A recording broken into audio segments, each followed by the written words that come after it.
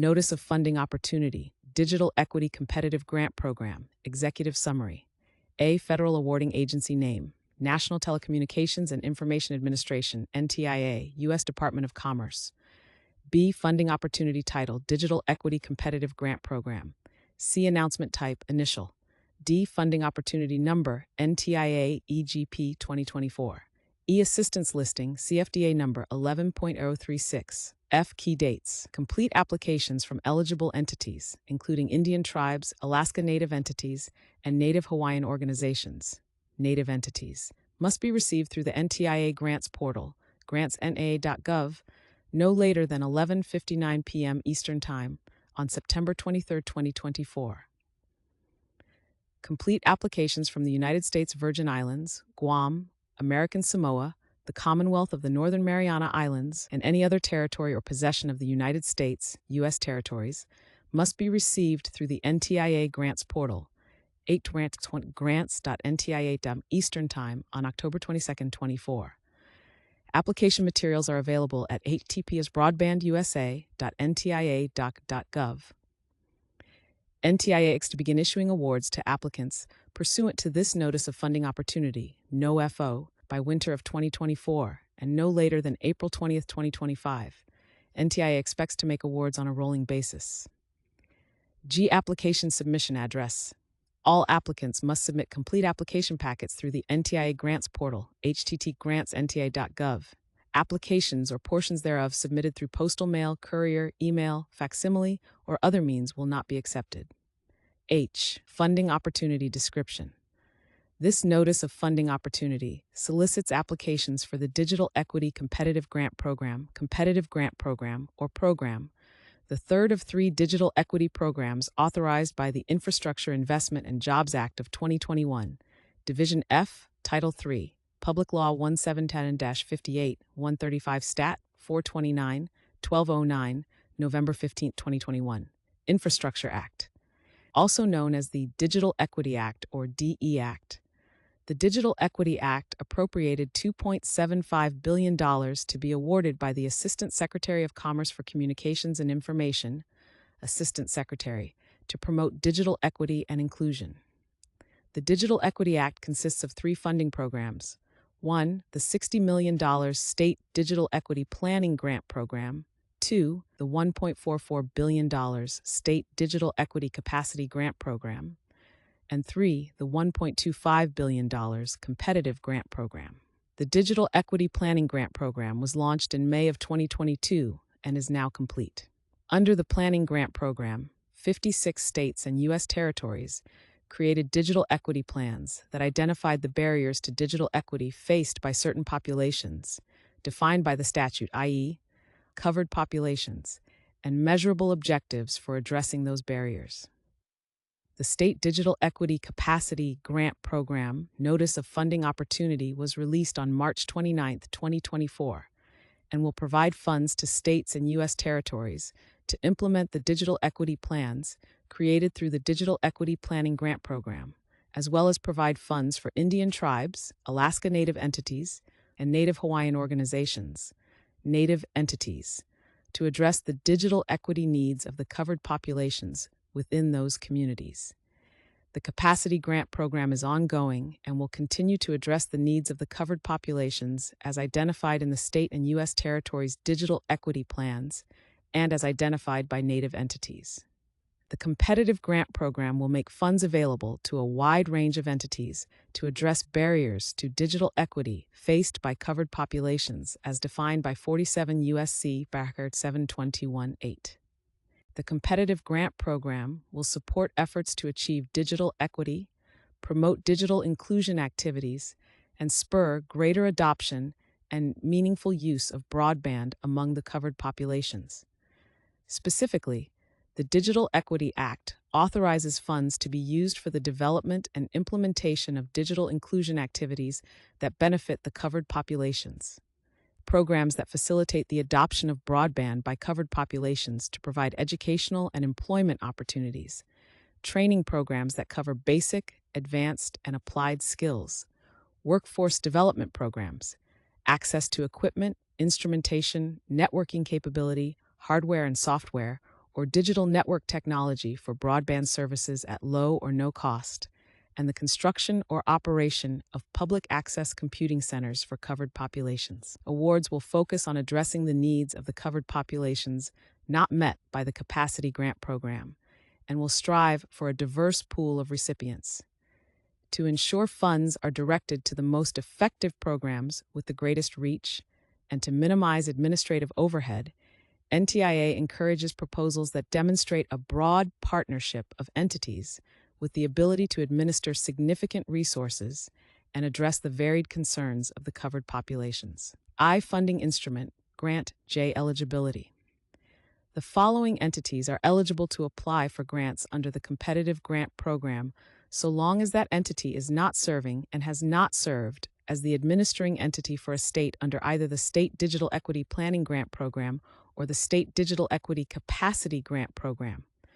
1. A political subdivision, agency, or instrumentality of a state, including an agency of a state that is responsible for administering or supervising adult education and literacy activities, or for providing public housing in the state. 2. An Indian tribe, an Alaska Native entity, or a Native Hawaiian organization, Native entity. 3. A foundation, corporation, institution, or association that is A. a not-for-profit entity, and B. not a school. 4. A community anchor institution. 5. A local educational agency. An entity that carries out a workforce development program. 7. A partnership between any of the entities described in paragraphs 1 through 6. U.S. territories are eligible to apply for funding under a separate set-aside established exclusively for U.S. territories pursuant to 47 U.S.C. 724(3). To apply, U.S. territories should complete an application as described in Section 4 of this NOFO. U.S. territories are not considered to be eligible entities for the competitive program, however, and their applications will be reviewed separately. K. Anticipated amounts. Grant awards will be made on a competitive basis under the criteria outlined in Section 5 of this NOFO and will depend upon the number of applicants and the size of the proposals submitted. NTIA expects to make individual competitive grant program awards to eligible entities within a range of $5 million and $12 million. This funding range is not a required minimum or maximum, but eligible entities requesting award amounts outside that range must explain why their application falls below or above this range, and must provide a compelling justification for the variance in their project size. NTIA encourages partnerships of multiple eligible entities to consider applying for larger awards. As discussed below, awards to U.S. territories are not subject to this estimated funding range due to the amount of funds available. Congress has appropriated $750 million, less NTIA's cost of administering the program, for grants under the Digital Equity Competitive Grant Program through fiscal year 2024, $250 million for each of fiscal years 2022, 2023, and 2024. As statutorily required, 5%, $37,500,000 will be reserved for Native entities, and 1%, $7,500,000 will be reserved for U.S. territories. Congress has also appropriated an additional $250 million, less administrative expenses, for fiscal year 2025, which is anticipated to become available in October of 2024. If these funds become available, NTIA intends to award these additional funds, including a 5% set-aside for Native entities and a 1% set-aside for U.S. territories. Any funds not awarded, including further appropriations, will be made available through future NOFO. 47 U.S.C. 724J establishes a 5% set-aside exclusively for Native entities. Accordingly, NTIA has set aside $37,500,000 for Native entities and will increase this amount to $50 million if the fiscal year 2025 funds become available. However, Native entities are also included within the definition of an eligible entity under the Competitive Grant Program. Accordingly, applications from Native entities will be considered as part of the Competitive Grant Program along with other eligible entities. If Native entities are not funded to at least the amount of the Native entity set aside during the initial award process, Lower scoring native entity applications will be considered until either the set-aside has been exhausted or until there are no further qualifying native entity applications. Any remaining funds from the native entity set-aside that are not distributed under this NOFO will be made available to native entities in future NOFOs. 47 U.S.C. Creation 724J3 establishes a 1% set-aside for U.S. territories. Accordingly, NTIA has set aside $7,500,000 for U.S. territories and will increase this amount to $10 million if the fiscal year 2025 funds become available. Individual awards to U.S. territories will not exceed $2,500,000. While NTIA anticipates that awards to individual U.S. territories will be greater than $1 million, this is not a mandatory minimum and will be determined based on the number of applications and amount of funding requested. See Section VD.4 of this NOFO for additional information on award selection for U.S. territories. Any remaining funds from the set-aside for U.S. territories that are not distributed under this NOFO will be made available to U.S. territories in future NOFOs. L. Cost-sharing matching.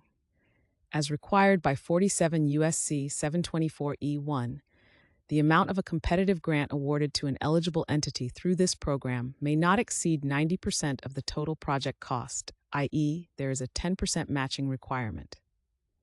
The Assistant Secretary may grant a waiver of this limitation if an applicant petitions for a waiver and demonstrates financial need. Applications that propose matching funds in excess of 10%, as described in Section VD.2 of this NOFO, will be given additional consideration over those that meet only the minimum requirement. U.S. territories may not be subject to the federal cost-share matching requirement, depending upon the size of those awards. Administrative costs of implementing the program are deducted from the amount made available after the statutory set-asides are applied. If the additional funds for fiscal year 2025 are made available through this NOFO, there will only be one future competitive NOFO. If the funds for fiscal year 2025 are not made available through this NOFO, there will be two additional competitive NOFOs.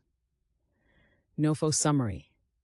The following table provides a summary of key provisions within this Notice of Funding Opportunity.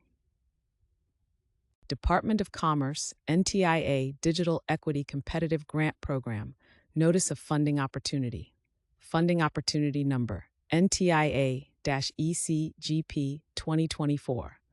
Program Overview. This Notice of Funding Opportunity, NOFO, solicits applications for the Digital Equity Competitive Grant Program, or Program, the third of three digital equity programs authorized by the Infrastructure Investment and Jobs Act of 2021. The Competitive Grant Program will make funds available to a wide range of entities to address barriers to digital equity faced by covered populations. Funding Instrument Grant Award Project. Period. Grant recipients must expend the grant amounts during the 4-year period after the date on which the entity is awarded the grant. Grant recipients may continue to measure and evaluate the activities supported with the grant amounts for a period of 1 year after the initial 4-year period of performance. No extensions to the 4-year period of performance or the 1-year evaluation period will be granted. Goals and objectives. Proposed programs, projects, and activities will support efforts to achieve digital equity, promote digital inclusion activities, and spur greater adoption and meaningful use of broadband among the covered populations. Eligible projects' topic areas. Develop and implement digital inclusion activities that benefit one or more of the covered populations. Facilitate the adoption of broadband by the covered populations in order to provide educational and employment opportunities. Implement training programs for the covered populations that cover basic, advanced, and applied skills. Implement 6 workforce development programs. Make available equipment, instrumentation, networking capability, and digital network technology for broadband services to covered populations at low or no cost. Construct, upgrade, expand, or operate new or existing public access computing centers for covered populations through community anchor institutions. Or undertake any other project or activity the Assistant Secretary finds to be consistent with the purposes of the program. Grantees may also use not more than 10% of the grant amount to measure and evaluate the activities supported with the grant amounts. Eligible applicants. The following entities are eligible to apply for grants under this program if the entity is not serving and has not served as the administering entity for a state under 47 U.S.C. 1723b. 1. A political subdivision, agency, or instrumentality of a state, including an agency of a state that is responsible for administering or supervising adult education and literacy activities or for providing public housing in the state. 2. An Indian tribe, an Alaska Native entity, or a Native Hawaiian organization. 3. A foundation, corporation, institution, or association that is A. a not-for-profit entity, and B. not a school. 4. A community anchor institution. 5. A local educational agency. 6. An entity that carries out a workforce development program. 7. A partnership between any of the entities described in paragraphs 1 through 6. U.S. territories may apply for the territorial set-aside provided for at 47 U.S.C. 724 J3 by submitting an application consistent with Section 4 of this NOFO. Funding amount. Congress has appropriated $750 million for grants under the Digital Equity Competitive Grant Program through fiscal year 2024. 5%, $37,500,000, is reserved for Native entities, and 1%, $7,500,000, is reserved for U.S. territories. NTIA expects to make awards to eligible entities, including Native entities, within a range of $5 million and $12 million. Awards to U.S. territories will not exceed $2,500,000. Congress appropriated an additional $250 million for fiscal year 2025, which is anticipated to become available in October of 2024.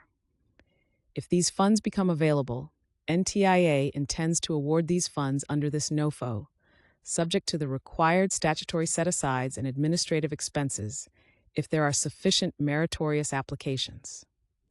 In the event that the additional funds are made available, the Native entity set-aside will increase to $50 million, and the U.S. territory set-aside will increase to $10 million. Cost share matching requirements. Under the terms of the Digital Equity Act, the amount of a competitive grant award may not exceed 90% of the total project cost, i.e., grantees must secure at least 10% matching funds. Applicants may apply for a waiver of this cost share requirement as described in Section 3.b of this NOFO. Applications that propose matching funds greater than the minimum amount will receive additional consideration as part of the selection process. Estimated number and type of awards. NTIA anticipates that it will issue between 150 and 200 grant awards under this Notice of Funding Opportunity. Key dates. Applications from eligible entities must be received by September 23, 2024. Applications from U.S. territories must be received by October 22, 2024. How to apply. Application materials are available at https://broadbandusa.ntia.gov. Review and selection process. The application review process will be conducted in 3 stages. 1. Initial eligibility and administrative review.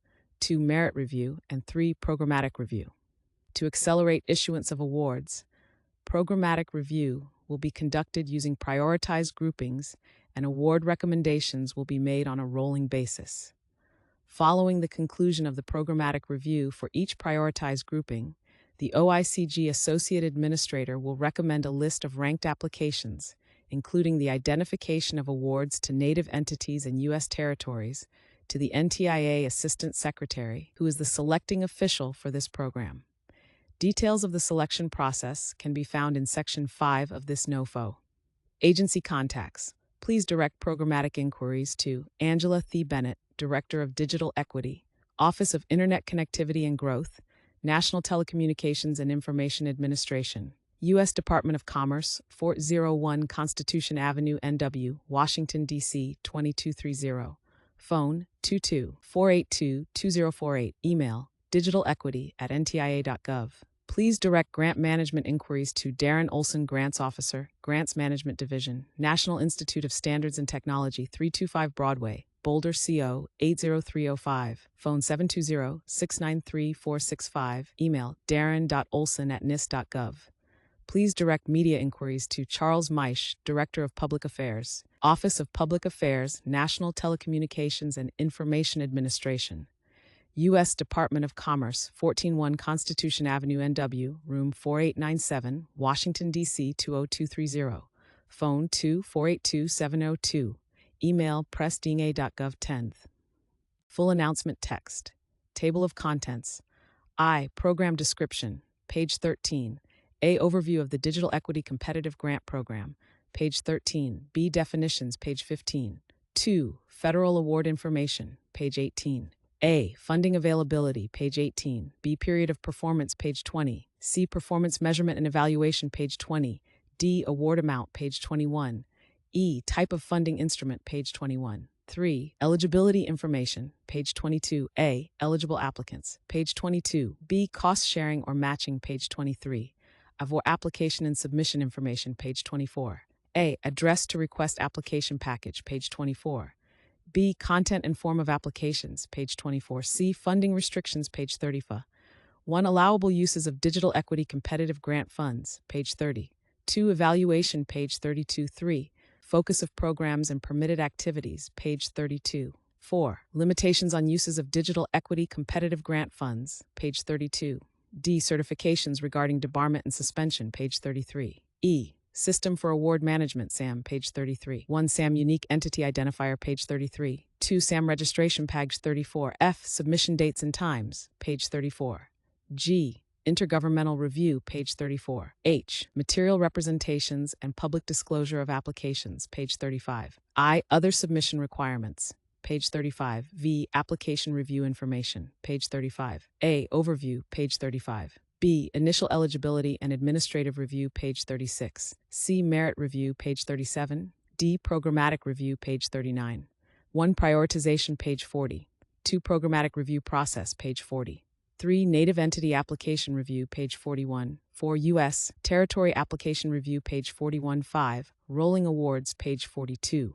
E. OICG Associate Administrator Review, page 42. F. Final Project Selection, page 42. G. Federal Awarding Agency Review of Risk Posed by Applicant, page 43. H. Anticipated Announcement and Award Dates, page 43. Federal Award Administration Information, page 43. A. Federal Award Notices, page 43. B. Notification to unsuccessful applicants, page 44. C. Retention of unsuccessful applications, page 44. D. De-obligation or termination of grant, page 44. E. Administrative and national policy requirements, page 44. 1. Uniform administrative requirements, cost principles and audit requirements, page 44. 2. Department of Commerce Financial Assistance Standard Terms and Conditions, page 45. 3. Pre-award notification requirements, page 45. 4. Build America, Buy America Act Domestic Content Preference Requirements, page 45. 5. National Environmental Policy and Historic Preservation, page 46. 6. Domestic Preference for Procurements, page 46. 7. Contracting with Small and Minority Businesses, Women's Business Enterprises, and Labor Surplus Area Firms, page 47. 8. Cybersecurity Best Practices, page 47. 9. Privacy, page 47. F. Reporting, page 47. 1. Infrastructure Act Reporting Requirements, page 48. 2. Other Reporting Requirements, page 48. G. Recipient Integrity and Performance Matters, page 49. H. Audit Requirements, page 49. 12. I. Federal Funding Accountability and Transparency Act of 2006, page 50. J. Public Database, page 50. 7. Federal Awarding Agency Contacts, page 50. 8. Other Information, page 51. A. Transparency, page 51. B. Protected and Propriety Information, page 51. C. Funding Availability and Limitation of Liability, page 53. D. Third-party beneficiaries, page 53. E. Waiver authority, page 53. F. Paperwork Reduction Act, page 53. G. Transparency, accountability, and oversight required, page 53. 1. Generally, page 53. 2. U.S. Department of Commerce Office of Inspector General, page 54. 3. Whistleblower Protection, page 55H. Unauthorized Use of Funds, page 55, Appendix A, page 58, page 62. I. Program Description. Overview of the Digital Equity Competitive Grant Program.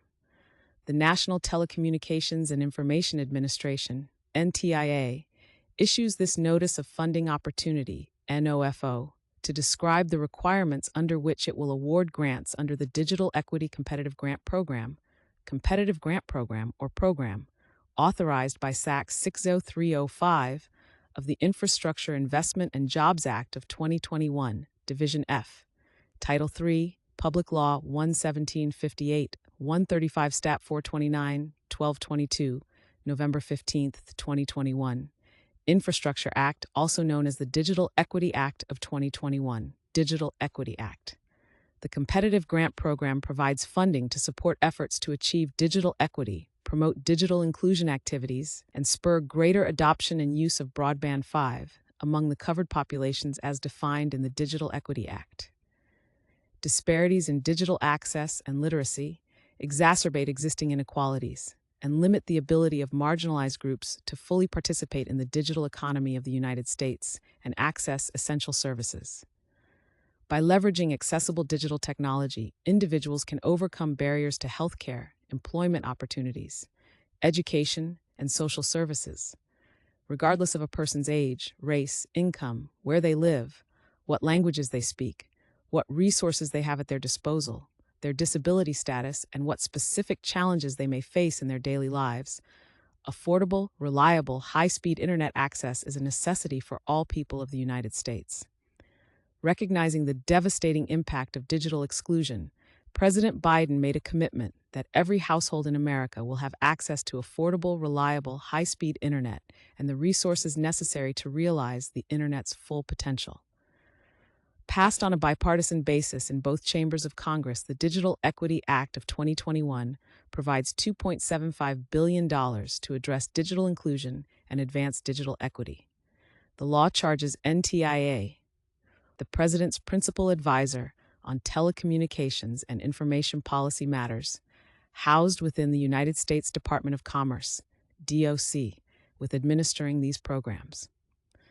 The Digital Equity Act creates a carefully structured approach to addressing the core concerns of digital equity and digital inclusion for members of the covered populations. The first step was the creation of detailed state digital equity plans that identified the barriers to digital equity and established measurable objectives for overcoming them.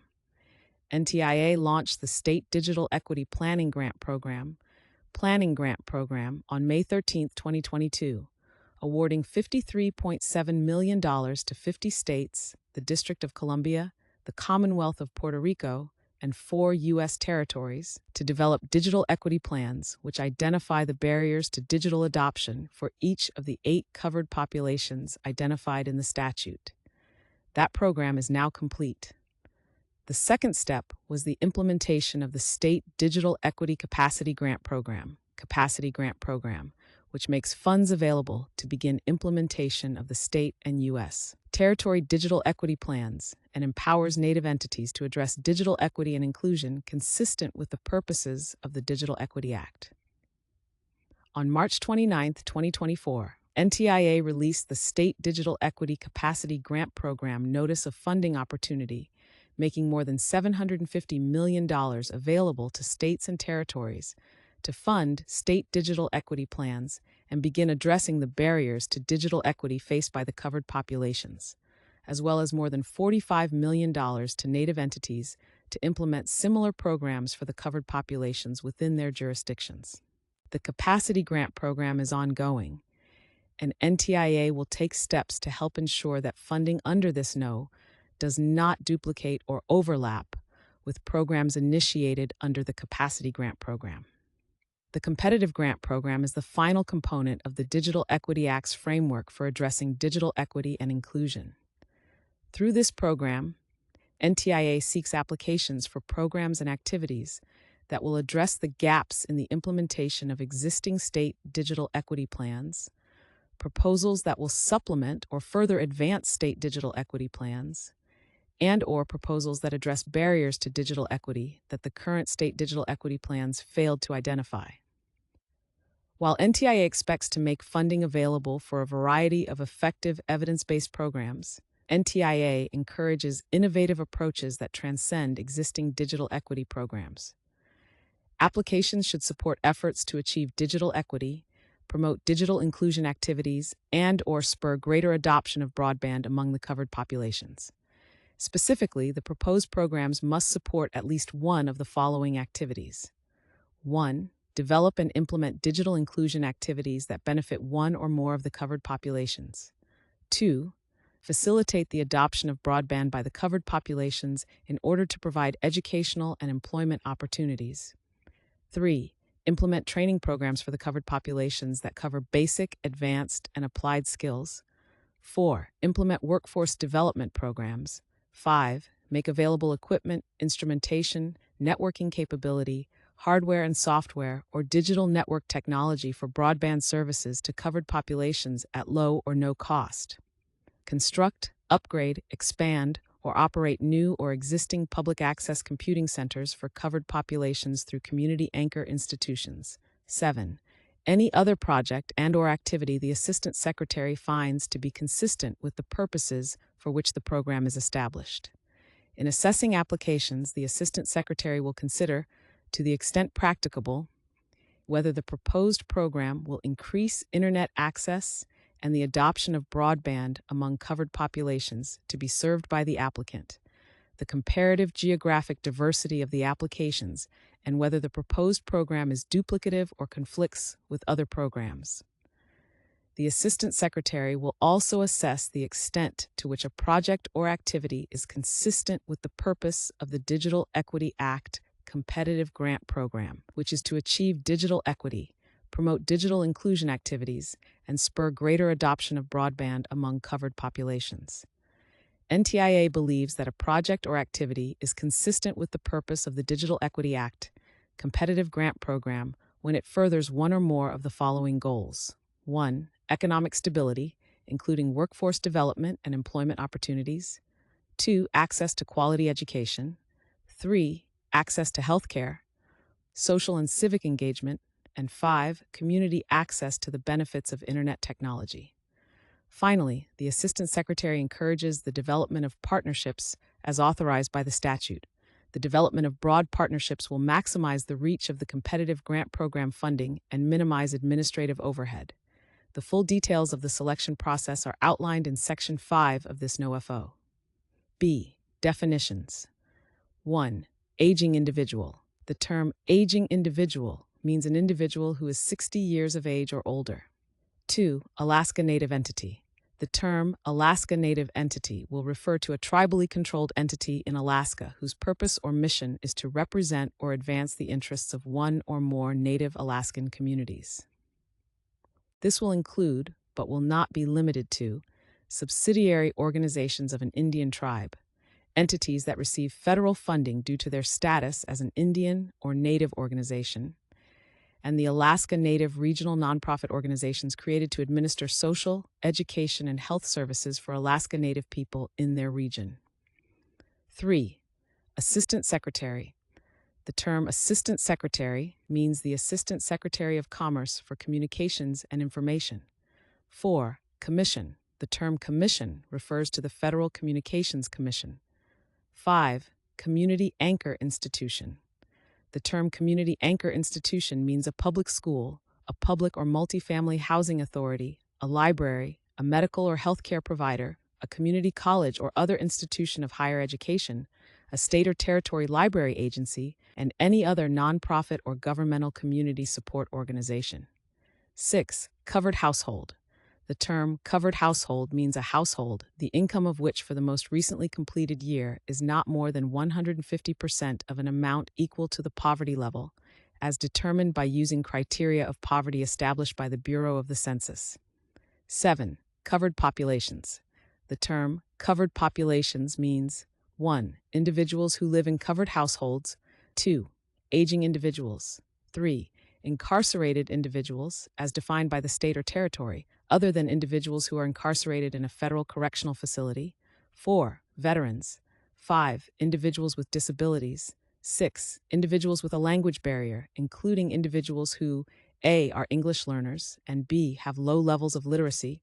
7. Individuals who are members of a racial or ethnic minority group. And 8. Individuals who primarily reside in a rural area. 8. Digital equity. The term digital equity means the condition in which individuals and communities have the information technology capacity that is needed for full participation in the society and economy of the United States. 9. Digital inclusion. The term digital inclusion, 1, means the activities that are necessary to ensure that all individuals in the United States have access to and the use of affordable information and communication technologies, such as A. Reliable fixed and wireless broadband internet service, B. Internet-enabled devices that meet the needs of the user, and C. Applications and online content designed to enable and encourage self-sufficiency, participation, and collaboration. And 2 includes A. Obtaining access to digital literacy training, B. The provision of quality technical support, and C. Obtaining basic awareness of measures to ensure online privacy and cybersecurity. 10. Digital literacy. The term digital literacy means the skills associated with using technology to enable users to find, evaluate, organize, create, and communicate information. 11. Disability. The term disability means with respect to an individual, 1. A physical or mental impairment that substantially limits one or more major life activities of such individual. 2. A record of such an impairment, or 3. Being regarded as having such an impairment. 12. Eligible entity. The term eligible entity means one of the following entities so long as that entity is not serving and has not served as the administering entity for a state under either the State Digital Equity Planning Grant Program or the State Digital Equity Capacity Grant Program. 1. A political subdivision, agency, or instrumentality of a state, including an agency of a state that is responsible for administering or supervising adult education and literacy activities, or for providing public housing in the state. 2. An Indian tribe, an Alaska Native entity, or a Native Hawaiian organization. 7.3. A foundation, corporation, institution, or association that is A. a not-for-profit entity, and B. not a school. 4. A community anchor institution. 5. A local educational agency. 6. An entity that carries out a workforce development program. 7. A partnership between any of the entities described in paragraphs 1 through 6.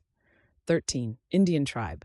The term Indian tribe means any Indian tribe, band, nation, or other organized group or community, i.e. tribal organizations, including any Alaska Native village or regional or village corporation as defined in or established pursuant to the Alaska Native Claims Settlement Act, 43 U.S.C. 601 EC, which is recognized as eligible for the special programs and services provided by the United States to Indians because of their status as Indians. Native Hawaiian Organization, NHO, an organization that is registered with the U.S. Department of the Interior's Office of Native Hawaiian Relations and Hawaiian Homes Commission Act beneficiary associations and homestead associations as defined under 43 CFR, Prex 47.10 and 48.6, or as the Department of Hawaiian Homelands. 15. Native entity. As used in this No, the term Native entity refers to Indian tribes, Alaska Native entities, and Native Hawaiian organizations as referenced in 47 U.S.C. 1724 J2. Rural area. The term rural area means any area other than Maris 1, a city or town that has a population of greater than 50,000 inhabitants. 2. Any urbanized area contiguous and adjacent to a city or town that has a population of greater than 50,000 inhabitants.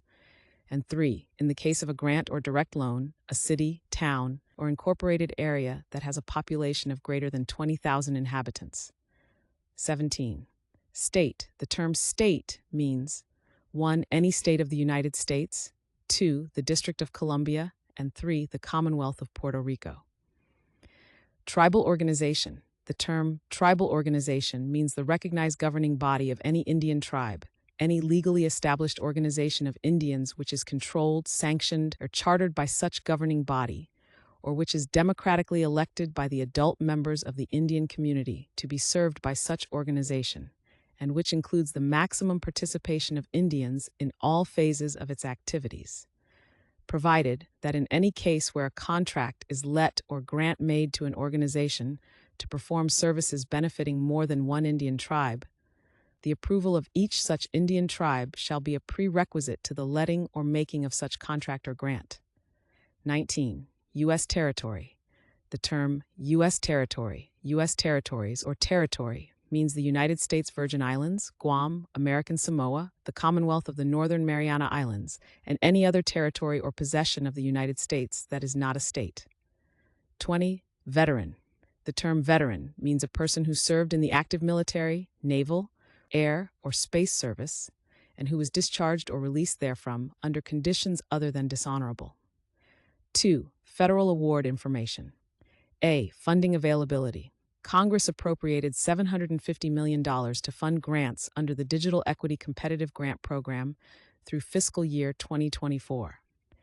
NTIA expects to make individual competitive grant program awards within a range of $5 million and $12 million. This funding range is not a required minimum or maximum, but eligible entities requesting award amounts outside that range must explain why their application falls below or above this range and must provide a compelling justification for that variance. Congress has also appropriated an additional $250 million for fiscal year 2025, which is anticipated to become available in October of 2024.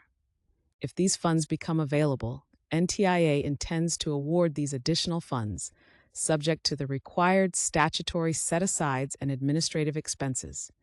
Any funds not awarded, including further appropriations, will be made available through future NOFOs. 47. USC 1724J2 requires the Assistant Secretary to reserve 5% of the amount made available to carry out the program in a fiscal year to award grants to or enter into contracts or cooperative agreements with Indian tribes, Alaska Native entities, and Native Hawaiian organizations, Native entities, to allow those tribes, entities, and organizations to carry out the activities described in the competitive grant program. Accordingly, NTIA will reserve $37,500,000 for grant awards to Native entities, $50 million if fiscal year 2025 funds are made available. Because Native entities are included within the definition of an eligible entity under the competitive grant program, applications from Native entities will be considered as part of the competitive grant program, along with all other eligible entities.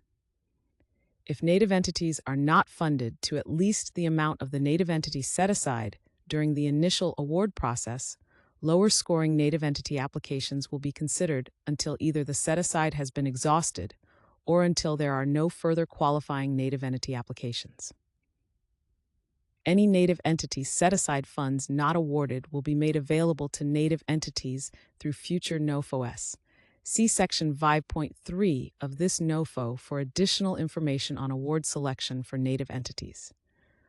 47 USC 1724J3 requires the Assistant Secretary to reserve 1% of the amount made available to carry out the program in a fiscal year to award grants to or enter into contracts or cooperative agreements with the United States Virgin Islands, Guam, American Samoa, the Commonwealth of the Northern Mariana Islands, and any other territory or possession of the United States that is not a state U.S. territories, to enable those entities to carry out the activities described in the competitive grant program.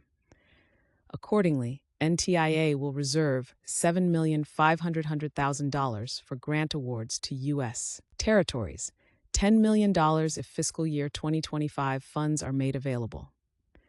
Because U.S. territories are not eligible entities and thus cannot participate directly in the competitive grant program, these funds will be made available to the territories through a separate review process using the same application requirements. As required by statute, these funds are being made available on a competitive basis, but no award will exceed $2,500,000. While NTIA expects award amounts to be above $1 million, this is not a required minimum and will be determined based on the number of applications and amount of funding requested. If any U.S. territory set-aside funds remain after the competitive grant awards are completed, the remaining funds will be reserved for U.S. territories to be awarded through future NOFO. See Section VID4 of this NOFO for additional information on award selection for U.S. territories. Congress has also permitted the Assistant Secretary to set aside funding for salaries and expenses, administration, and oversight of the grants awarded under this NOFO. Accordingly, NTIA will set aside up to approximately $75 million from available funds to cover the lifecycle costs for the administration and oversight of awards made under this Notice of Funding Opportunity. B. Period of performance. Except for measurement and evaluation activities required under the Digital Equity Act and this NOFO, grant recipients must expend the grant amounts within 4 years after the date on which the entity is awarded the grant. The consolidated budget submitted with the application must reflect completion of all projects and interventions during the 4-year period of performance. As permitted by the Digital Equity Act, grant recipients may continue to measure and evaluate the activities supported with the grant amounts for a period of 1 year after the initial 4-year period of performance. Measurement and evaluation costs are capped at 10% and should be reflected in the consolidated budget. This timeline is required by the Competitive Grant Program's statutory authority, and no extensions to the 4-year period of performance or the 1-year evaluation period may be granted. C. Performance measurement and evaluation. Competitive grant recipients and subrecipients are required to incorporate program measurement and evaluation activities as part of their program design and implementation. These activities must include documentation of the success of specific funded projects in meeting the performance objectives of the program. As required by 47 U.S.C. 1724(2)(b), an entity to which the Assistant Secretary awards a grant shall use not more than 10% of the grant amounts to measure and evaluate the activities supported with the grant amounts. Information collected should include, but is not limited to: A. The covered population being served. B. The total number of individuals being served. C. The number of individuals that belong to each covered population. D. For each activity or intervention, explain how the activity or intervention facilitates the purposes of the Digital Equity Competitive Grant Program, specifically by promoting one or more of the following: 1. Economic stability, including workforce development and employment opportunities. 2. Education access. 3. Healthcare access. 4. Social and civic engagement. 5. Community access to the benefits of Internet technology. E. Anecdotal personal testimony demonstrating the positive experiences generated through the program. F. An assessment of program effectiveness, including 1. Whether the grant's intended objectives were accomplished, including whether it achieved its intended outcomes. 2. Whether the program resulted in measurable changes in participants from the covered populations, such as in knowledge or skills, including collecting data before, during, and after the program to understand potential changes. 3. Whether the activity or intervention has made progress toward the goals and objectives of the grant. 4. How efficiently the program achieved its goals. At the end of the period of performance, see Section 2B above, the grant recipient receiving funds under the Competitive Grant Program must submit an overall assessment of the effectiveness of the programs, along with the results, protocols, and instruments used to collect the above data to NTIA. All program evaluation materials must be submitted in accordance with the terms and conditions of the subject grant award and no later than the final award closeout. The program evaluation materials may be posted publicly on NTIA's website. In addition, these measurement and evaluation activities must be reported on an annual and semi-annual basis as outlined in Section SEFT-F of this NOO. Finally, grantees should be prepared to participate in an NTIA-sponsored evaluation of the program if NTIA conducts one. D. Award amount. Grant awards will be made on a competitive basis under the criteria outlined in Section 5 of this NOFO and will depend upon the number of applicants and the size of the proposals submitted. NTIA expects to make individual competitive grant program awards to eligible entities within a range of $5 million and $12 million. This funding range is not a required minimum or maximum, but eligible entities requesting award amounts outside that range must explain why their application falls below or above this range and must provide a compelling justification for that variance. Awards to U.S. territories will be made based upon the criteria outlined in Section 5 of this NOFO and will not exceed $2,500,000. While NTIA expects award amounts to be above $1 million, this is not a required minimum and will be determined based on the number of applications and amount of funding requested. If any U.S. territory set-aside funds remain after the competitive grant awards are completed, the remaining funds will be reserved for U.S. territories to be awarded through future NOFOs. E. Type of funding instrument. The funding instrument for awards made to eligible entities pursuant to this NOFO will be a grant. NTIA also expects to award grants to U.S. territories and native entities, although NTIA and the NIST grants officer reserve the right to issue cooperative agreements or contracts to such entities in accordance with 47 U.S.C. Tarek 1724 J2 and 3. Eligibility information. A. Eligible applicants. The following entities are eligible to apply for grants under this program if the entity is not serving and has not served as the administering entity for a state under 47 U.S.C. Sac 17.3b.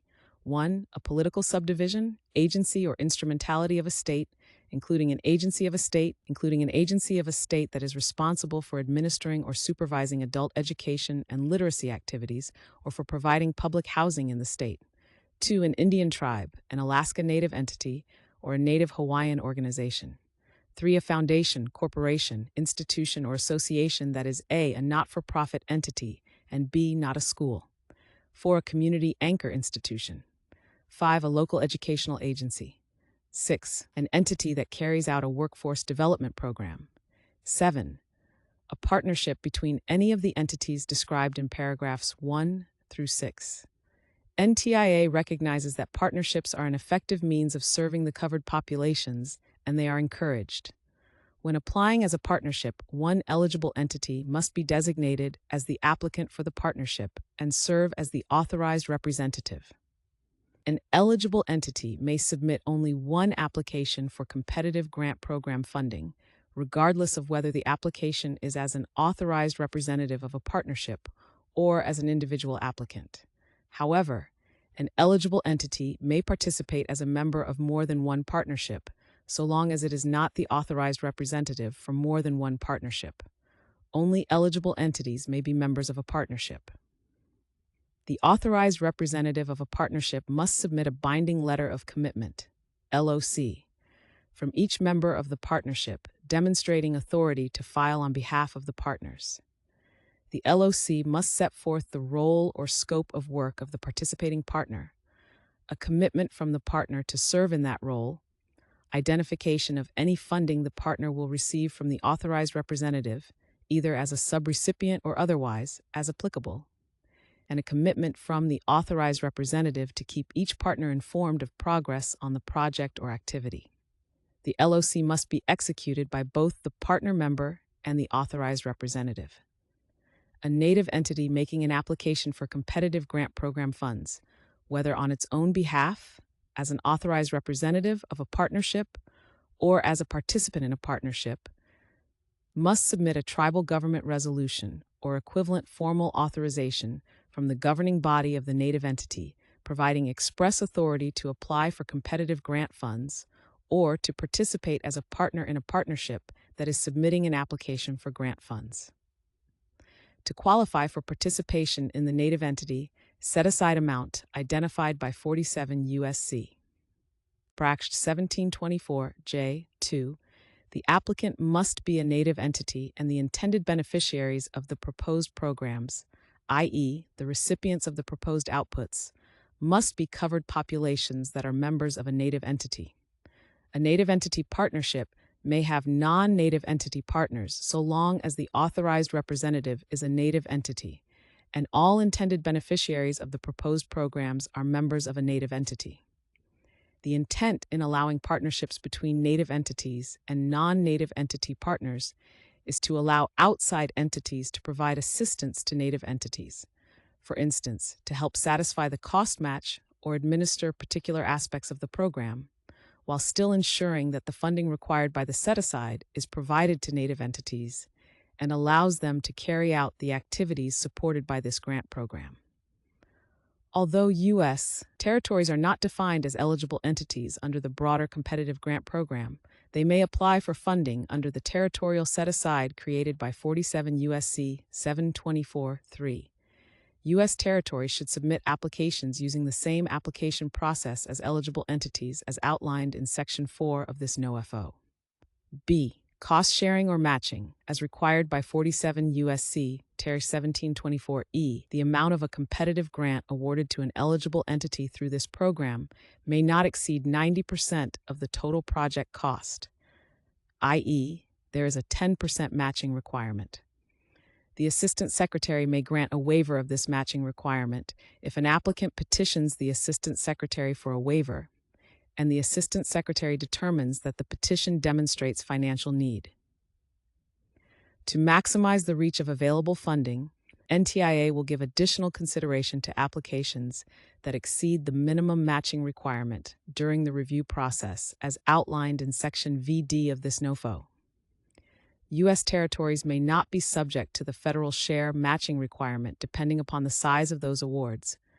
Matching funds may be in the form of either cash or in-kind contributions consistent with the requirements outlined in 2 CFR 200.306. In-kind contributions, which include third-party in-kind contributions, are non-cash donations of property, goods, or services which benefit a federally assisted project and which may count towards satisfying the non-federal matching requirement of a project's total budgeted costs when such contributions meet certain criteria. In-kind contributions must be allowable and allocable project expenses. The rules governing allowable in-kind contributions are detailed and encompass a wide range of properties and services.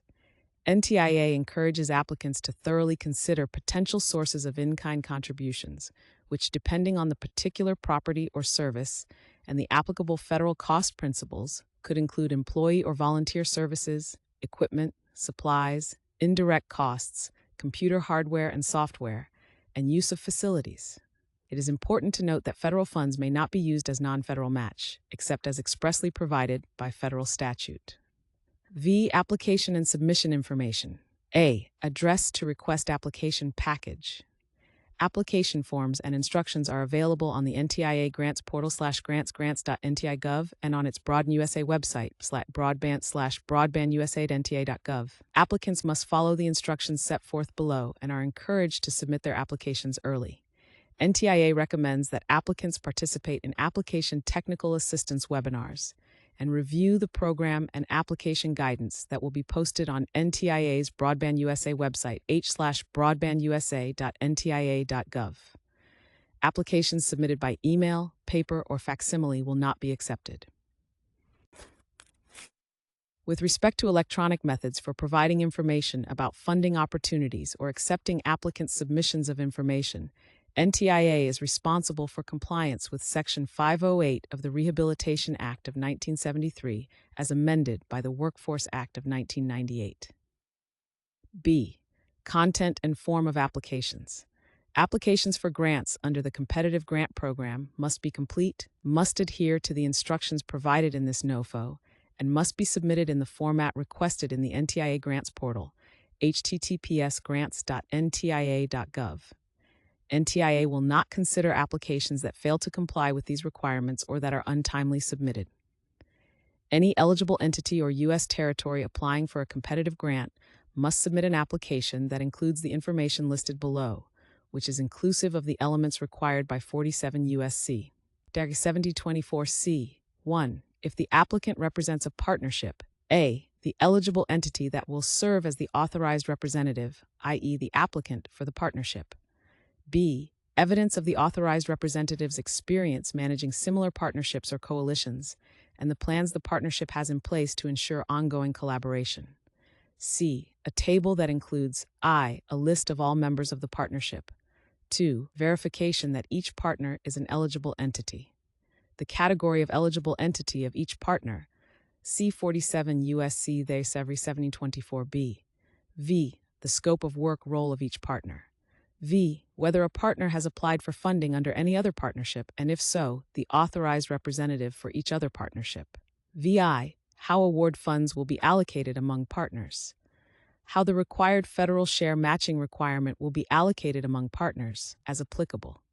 D. A letter of commitment, LOC, from each member of the partnership, executed by both the authorized representative and the partner member, outlining I. The role scope of work of the participating member. 2. A commitment from the partner to serve in that role.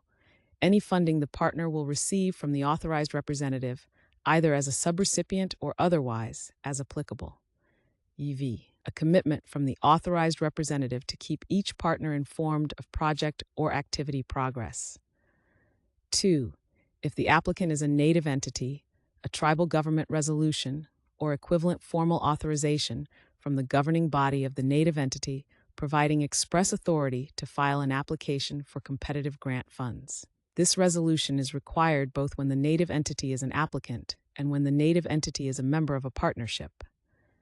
3. If the applicant seeks to qualify for the native entity set-aside identified in 47 U.S.C. 1724-2, a certification that all beneficiaries of the proposed activities and interventions are members of a native entity.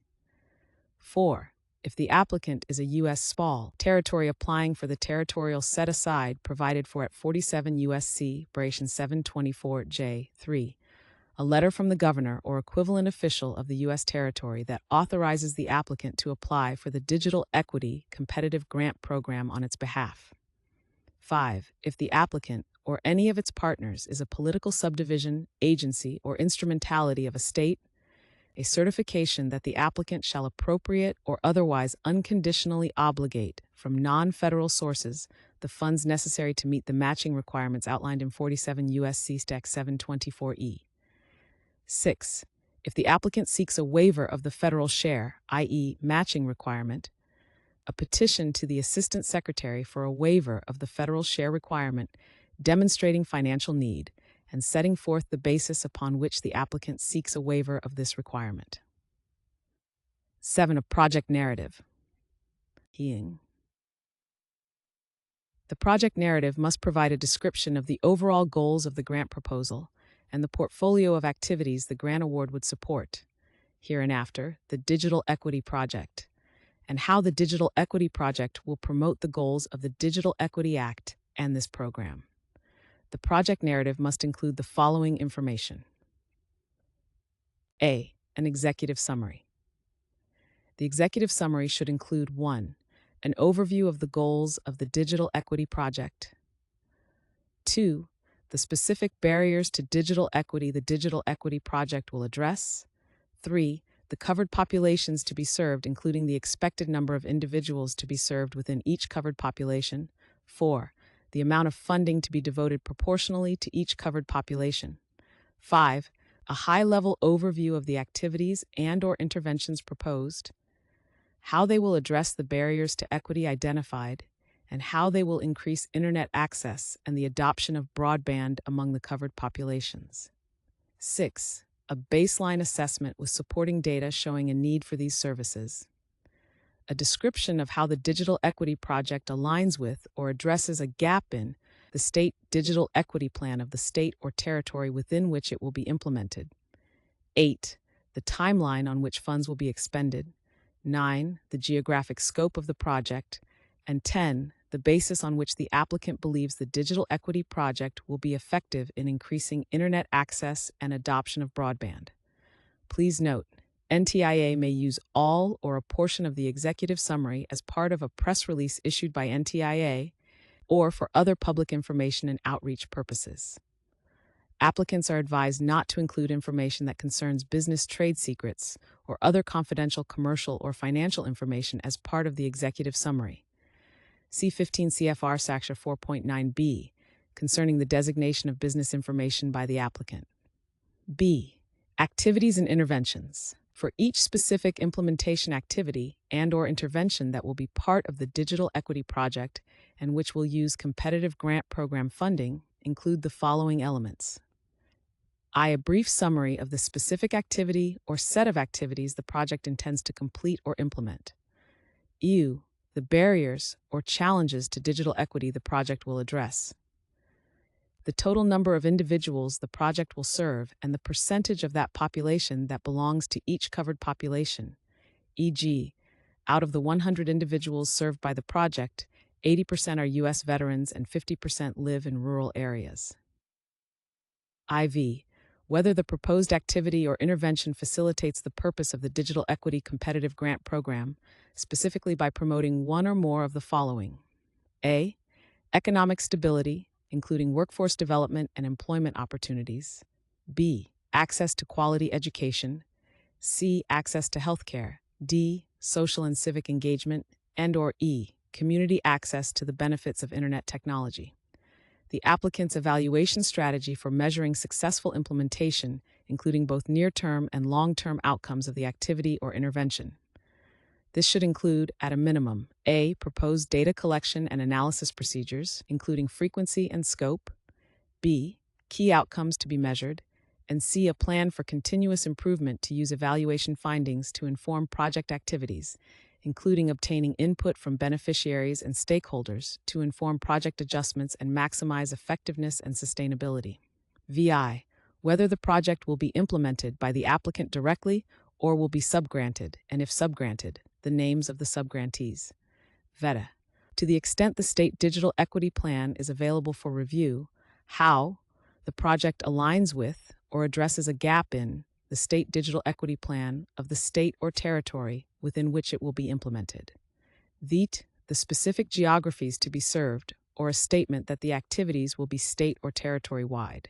X. The percentage of covered households within the geographic area to be served. X. Estimates of the anticipated outputs of each activity or project. Prosody rates, plain. The number of hours of training to be provided, the curricula to be developed, or the number of certifications to be awarded. XI. If the proposed project involves construction, ground disturbance, or installation of fixed equipment, include a description of the physical project location and surroundings, total extent and method of ground disturbance, if applicable, ground level and aerial photos of the proposed project sites, and ages of any buildings which would be impacted. For buildings that are 50 years old or older, provide photos of installation sites as well as exterior and interior photos of the building. A project plan, a description of all major project activities and timelines, including the timing of planning and implementation stages, key milestones, and when each major project activity will start and end, and potential risks to the timeline and proposed mitigation strategies. 8. A consolidated budget form. All budget information in the consolidated budget form must support the dollar amounts identified in the SF 424 and demonstrate that the project or activity meets the eligible use requirements in the Digital Equity Act and this NOFO. The consolidated budget form is an Excel spreadsheet that includes budget details for all costs as well as a narrative explanation of those costs. The budget details must reflect the cost categories that appear on the SF 424 and include itemized calculations for each cost placed under those categories. Each cost must include a narrative that explains the necessity and basis for the cost and reflect only allowable costs that are consistent with the project's scope. Allowable costs are determined in accordance with the cost principles identified in 2 CFR Part 200, including Subpart E of such regulations and the Digital Equity Act. Consolidated budget form entries must reflect costs in the appropriate cost categories listed in the form and include itemized calculations for each cost placed in those categories. The budget must account for the recipient's administrative costs, capped at 10% of the grant amount, and program evaluation costs, capped at 10% of the grant amount. For this purpose, the 10% limitation on administrative costs includes the combined total of indirect and direct administrative costs charged to the award.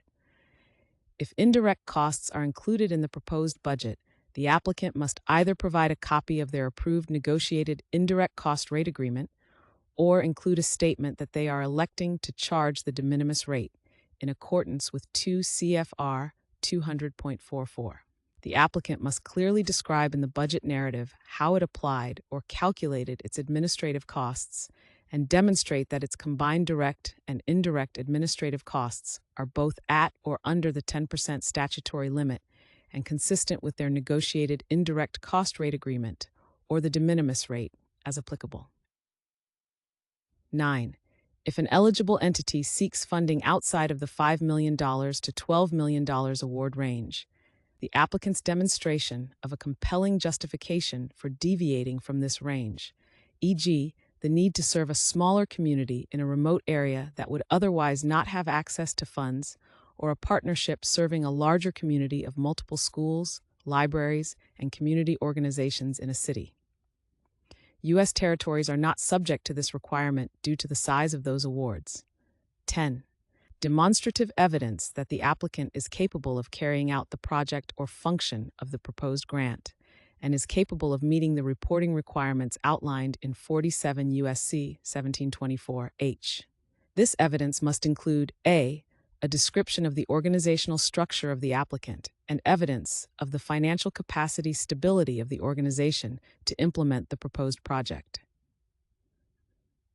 A description of the implementation team and its experience with the programmatic technical aspects of project management, including past successes and relevant experience managing similar large programmatic initiatives and a demonstrated ability to manage large federal grant awards effectively.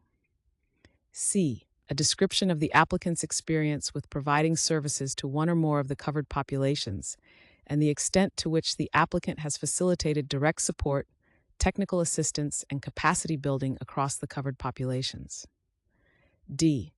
A description of the applicant's strategy and experience in managing and fostering collaboration among subrecipients and subcontractors, e.g., conflict management plans, team agreements, if applicable. E. Resumes of key personnel. One-page resumes of no more than 5 key personnel from the applicant, not subrecipients, may be included. Any information beyond 1 page for each resume and any additional resumes submitted will not be considered. 11. A scenario and risk mitigation plan describing the steps taken to ensure that any proposed deployment of technology will not have adverse consequences for the covered populations, e.g., privacy protections, algorithmic biases, if applicable. A data stewardship plan, including a technology impact assessment, demonstrating a plan to ensure that data collection, management, and utilization are conducted ethically, transparently, and with a strong emphasis on safeguarding the rights and privacy of individuals.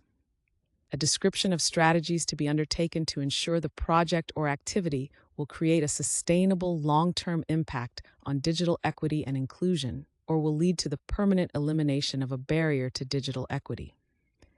14. The percentage of the award the applicant will match, the source of the matching funds, and the amount of the matching funds to be provided in cash versus in-kind donations. In the alternative, include a statement that the applicant is seeking a waiver of the cost match requirement pursuant to Section 4.b5 above. A detailed disclosure of the source and amount of other federal, state, or outside funding sources the entity receives or has applied for that fund the activities or projects to which the application relates, including, for example, any funding requests through the Digital Equity Capacity Grant Program, the Broadband Equity, Access, and Deployment Program, the Capital Projects Fund, or the Tribal Broadband Connectivity Program. 16. A certification that the applicant is not seeking funding for a project or program that is duplicative of previously awarded federal or state funding. If NTIA identifies a project or program that is duplicative of prior funding, NTIA may decline funding for those portions of the project that are duplicative. Applicants have an affirmative obligation to disclose duplicative funding for the same project or program, whether received before or after the award of a grant under this program. A certification that the receipt of the grant will increase internet access and the adoption of broadband among covered populations to be served by the applicant and not result in the unjust enrichment of the applicant or subrecipient. A certification that the intended beneficiaries of the proposed projects are members of one or more covered populations. 19. A certification that the applicant, if using competitive grant funds for an infrastructure project as defined in 2 CFR 100.3, will abide by the requirements of the Build America, Buy America Act, Pub L. No. 1758, Breakspur 70901-52, and by the regulations promulgated thereunder at 2 CFR, Part 184, if applicable. A signed copy of the assurances required under 47 U.S.C. Section 1724F and set forth in Appendix B to this NOFO. 21. An assurance that the entity shall follow such additional procedures as the Assistant Secretary may require to ensure that grant funds are used and accounted for in an appropriate manner. 22. The following standard federal financial assistance forms and documentation. A. Standard Form 424, Application for Federal Assistance. B.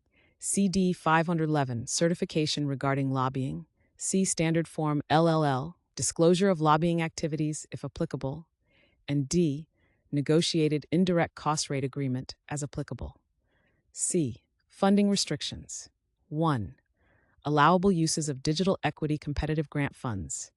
Grant recipients may only use federal award funds to pay for allowable costs under the Digital Equity Competitive Grant Program. Allowable costs are determined in accordance with the cost principles identified in 2 CFR Part 200, including Subpart E of such regulations and the Digital Equity Act. In addition, costs must be reasonable, necessary, allocable, and allowable for the proposed digital equity project and conform to generally accepted accounting principles. Grant funds may be used to cover only eligible costs incurred by the recipient during the period of performance, allowable costs incurred by the recipient during the grant closeout process, and limited pre-application expenses as outlined below. Applicants must comply with the requirements of 47 U.S.C. 1724d2 of the Digital Equity Act and this NOFO. An eligible entity or U.S. territory to which a competitive grant is awarded must use the grant funds to support not less than one of the following activities. A. To develop and implement digital inclusion activities that benefit one or more of the covered populations. B.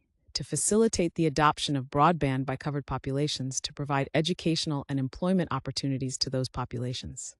C. To implement training programs for covered populations that cover basic, advanced, and applied skills or other workforce development programs, including, for example, digital inclusion projects that address online safety and work to prevent online harassment and abuse.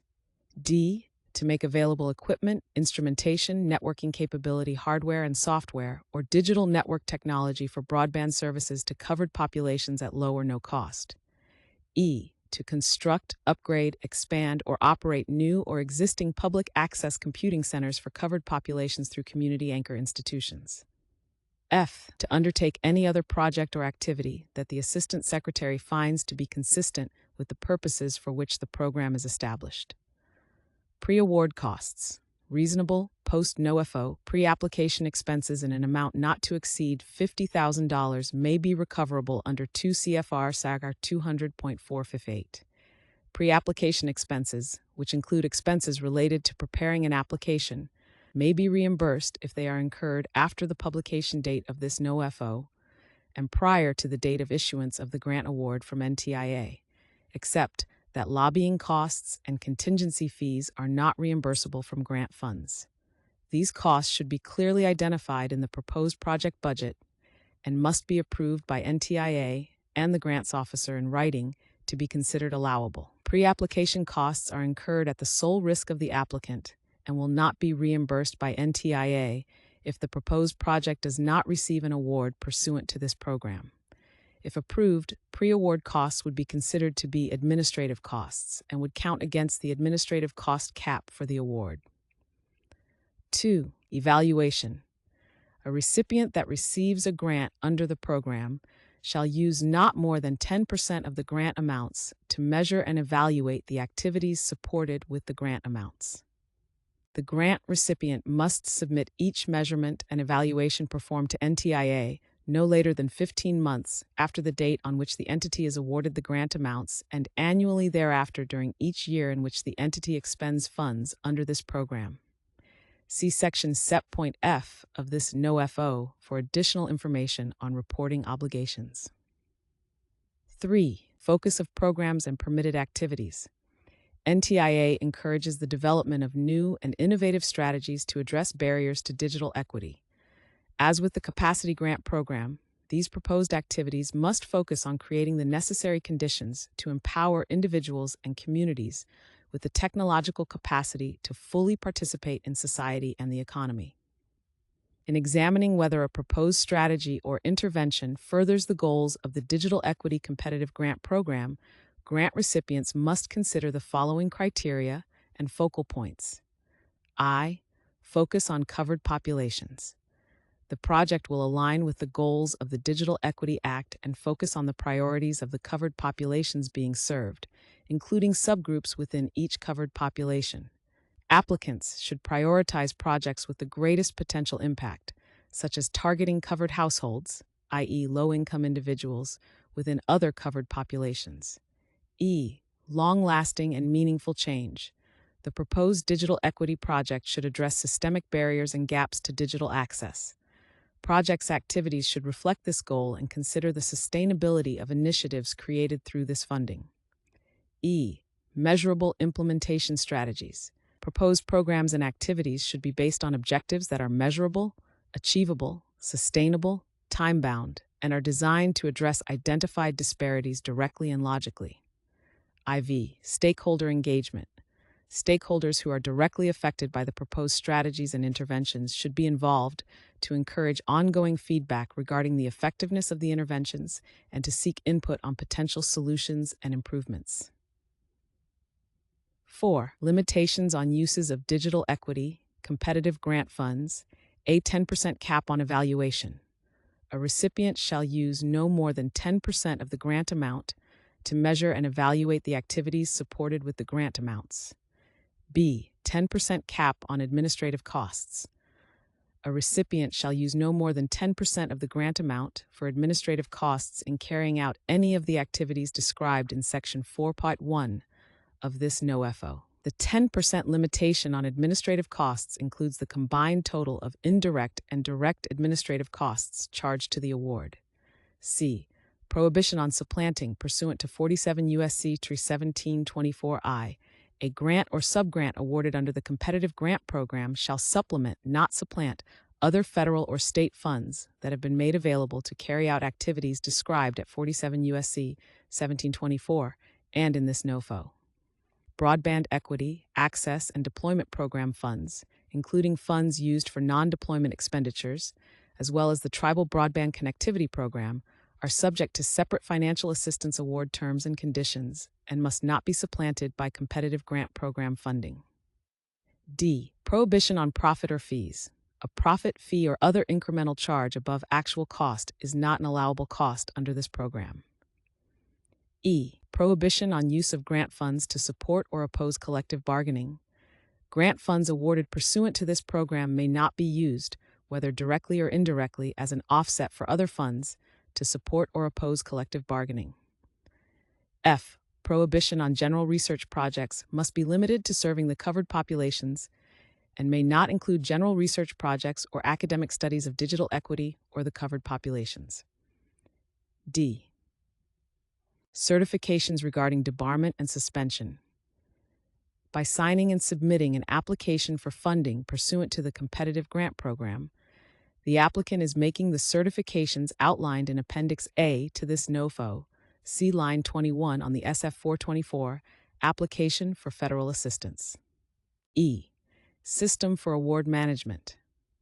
Pursuant to 2 CFR Part 25, an applicant or recipient, as the case may be, is required to I. Be registered in SAM before submitting its complete application packet. 2. Provide a valid Unique Entity Identifier, UEI, in its application. And E. Continue to maintain an active SAM registration with current information at all times during which it has an active federal award or an application or plan under consideration by a federal awarding agency, unless otherwise accepted from these requirements pursuant to 2 CFR Circa 25.1 NTIA will not make a federal award to an applicant until the applicant has complied with all applicable Unique Entity Identifier and SAM requirements, and if an applicant has not fully complied with the requirements by the time that NTIA is ready to make a federal award pursuant to this NOFO, NTIA may determine that the applicant is not qualified to receive a federal award. 1. SAM Unique Entity Identifier. All applicants must supply a SAM Unique Entity Identifier, UEI number. As of April 4, 2022, the U.S. government stopped using the Dun & Bradstreet (DAN-B) Data Universal Numbering System (DUNS) 9-digit number as the unique identifier for entities 34 throughout the federal awarding cycle in SAM.gov, Integrated Award Environment (IAE) systems, required forms, or in downstream government systems. Now, entities doing business with the federal government must use the unique entity ID created in SAM.gov.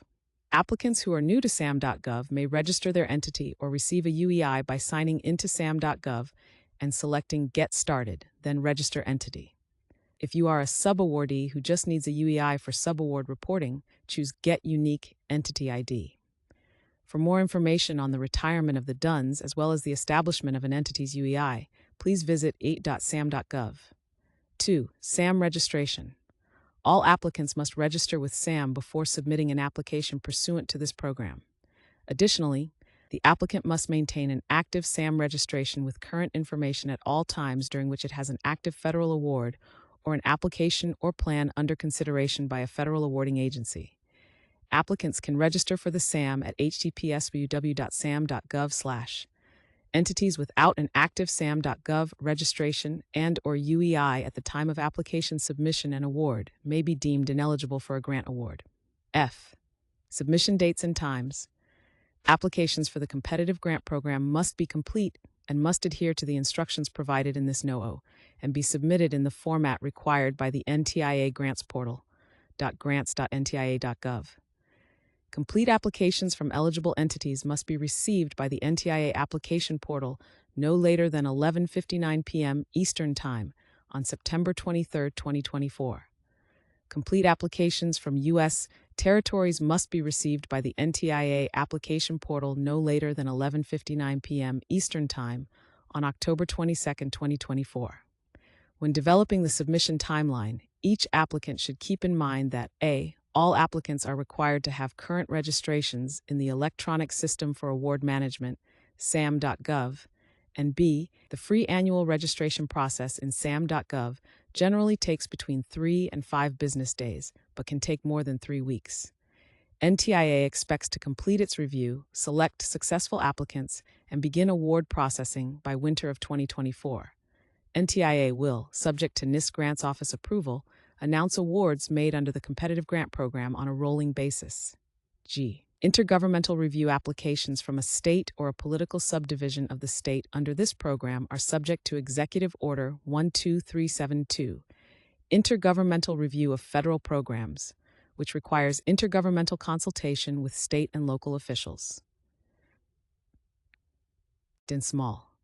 All applicants are required to submit a copy of their applications to their designated state single point of contact offices. H. Material representations and public disclosure of applications. All forms and supporting documents submitted as part of the application packet, as well as all reports submitted pursuant this NOFO, must be true and complete and will be treated as a material representation of fact upon which NTIA and NIST's Grant Management Division will rely. Applicants acknowledge and understand that any false, fictitious, or fraudulent statements, or concealment or omission of a material fact in the forms and supporting documents, including any required certifications or disclosures submitted to NTIA, may subject applicants to criminal prosecution, including under 18 U.S.C. Dex 1001 and/or 1621, and may subject applicants to civil and administrative penalties and other remedies. Applicants should be aware that NTIA, in coordination with the NIST Grants Officer, may make all or portions of their applications for grants under the Digital Equity Competitive Grant Program publicly available as required under applicable federal laws. See Section 6B of this NOFO for additional information concerning the confidentiality of information contained in an application. I. Other submission requirements. All applicants must submit complete application packets electronically through the NTIA Grants Portal, .grants.ntia.gov. Complete applications or portions thereof submitted by postal mail, courier, email, facsimile, or other means will not be accepted.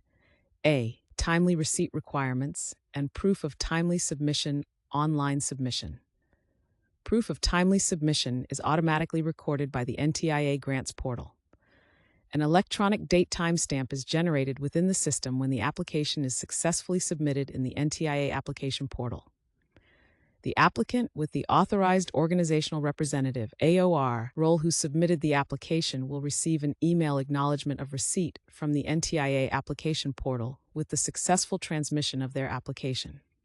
Applications received in the NTIA application portal after the established due date for the program will be considered late and will not be considered for funding by NTIA. B. Amendments. Any amendments to this NOFO or additional program guidance will be announced on ntia.gov, internetforall.gov, and broadbandusa.ntia.gov. V. Application review information. A. Overview. The application review process will be conducted in 3 stages. 1. Initial eligibility and administrative review. 2. Merit review. And 3. Programmatic review. The initial eligibility and administrative review serves as the initial screening of all applications to determine if the applicant is eligible, the application materials are complete, and the applications were timely submitted. Applications which pass this initial eligibility and administrative review will proceed to merit review. During merit review, applications will be assigned a numerical score based upon the evaluation factors described in the merit review section below. Applications which receive a merit review score of 70 to 100 points will be deemed qualified for programmatic review. Applications with a merit review score of 0.69 are unqualified for funding and will not proceed to programmatic review. Applications which are qualified for programmatic review will proceed to programmatic review according to the prioritized groups described in VD below. During programmatic review, the application will receive a programmatic review score based upon the additional factors described below. Not all prioritized groups will receive programmatic review, depending on availability of funding. T-spelling. Once programmatic review is completed for a prioritized grouping, the OICG Associate Administrator will review the ranked list of applications and will recommend a final list of applications to the Assistant Secretary, who will act as the selecting official. The Assistant Secretary will then submit a final award slate along with the basis for the selection decisions to the National Institute of Standards and Technology (NIST) Grants Officer, who serves as the grants officer for the competitive grant program. The final approval of selected applications and the issuance of awards will be made by the NIST Grants Officer. The current Intergovernmental Review Listing (SPOC) list is accessible at tote/www.whitehouse.content uploads 2023-3306 SPOC list as of 2023. B. Initial eligibility and administrative review. During the initial eligibility and administrative review stage, NTIA will conduct an initial review of all submitted applications to ensure they contain the information and documentation required under Section 4. B of this NOFO, content and form of applications, and that this information was submitted in a timely manner as required by Section 4F. The following applicants will be eliminated from review: an entity that does not meet the definition of an eligible entity or is not a territory, a partnership that fails to submit the required letters of commitment from each member of the partnership as described in Section 4 of the FO, or a native entity applicant that does not submit an authorization to support an application from its governing body. In addition, NTIA will remove applications from consideration if submitted materials are incomplete or untimely. In its discretion, NTIA may provide an applicant with an incomplete application one opportunity to cure its application, in which case NTIA will provide the applicant up to 7 calendar days to submit information responsive to the feedback provided by NTIA, unless this time period is extended by NTIA, either an eligible entity as defined by the Digital Equity Act or a U.S. territory. C. Merit review applications satisfying the initial eligibility and administrative review will move to merit review. Applications that reach merit review will be reviewed by at least 2 merit reviewers, which may be federal personnel or non-federal personnel who have demonstrated expertise in the programmatic aspects of digital equity and inclusion. As applicable, merit reviewers will be required to sign and submit a non-disclosure and confidentiality form pertaining to the dissemination of confidential information and to potential financial and other conflicts of interest. In accordance with the below criteria, The merit reviewers will review applications for competitive grant program awards to ensure conformity with the program objectives, eligible activities, and related costs budget. The evaluation criteria that will be used by the merit reviewers to review and analyze applications for competitive grant funds are grouped into 4 categories as outlined below. Reviewers will evaluate applications according to these evaluation criteria and independently score each application based on a scale of 0 to 100 points. Based on an average of the reviewers' scores, applications that score 70 or more will be considered qualified for programmatic review under the prioritization process outlined below. Applications with a score below 70 will not proceed to programmatic review and will not be considered for funding. Applications that are qualified for programmatic review will proceed to programmatic review according to the prioritized groupings described in VD below, with each subsequent prioritized grouping of applications reaching programmatic review only if 1. There are insufficient qualified applications to exhaust available funding. 2. The native entity set aside has not been satisfied. Or 3. There is a need to balance the proposed award list based on the factors outlined in the OICG Associate Administrator Review and final project selection process outlined below. Evaluation criteria for merit review. A. Project need, purpose, and benefits. 40 points.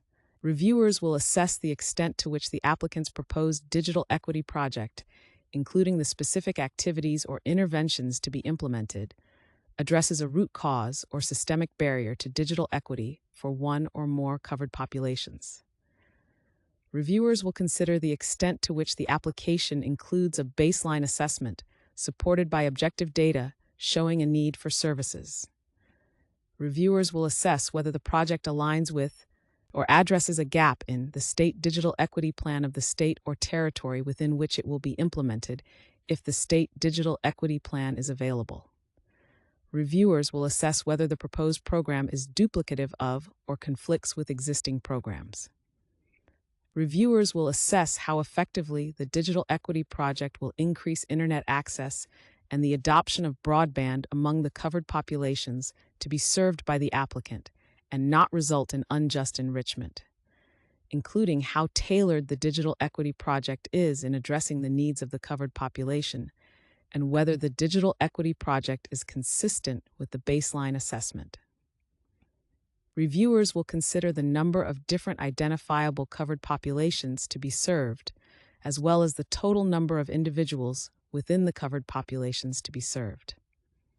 Reviewers will assess whether the proposed digital equity project maximizes the effectiveness of the proposed activities and interventions by recognizing the intersectionality of the covered populations and the opportunity to serve individuals that are included in multiple covered population categories. B. Strength of applicant's organizational capability. 25 points. Reviewers will assess the strength of the applicant's organizational capability to implement the proposed digital equity project, including the programmatic and technical experience of the implementation team. Reviewers will assess whether the applicant has the breadth and depth of experience as an organization or through partnerships that demonstrates the experience with the covered populations necessary to effectively complete the proposed projects. Reviewers will assess the applicant's ability to manage large federal grant awards effectively, either based on demonstrated management of past projects or based on an explanation and description in the applicant's application materials, indicating their capacity to do so.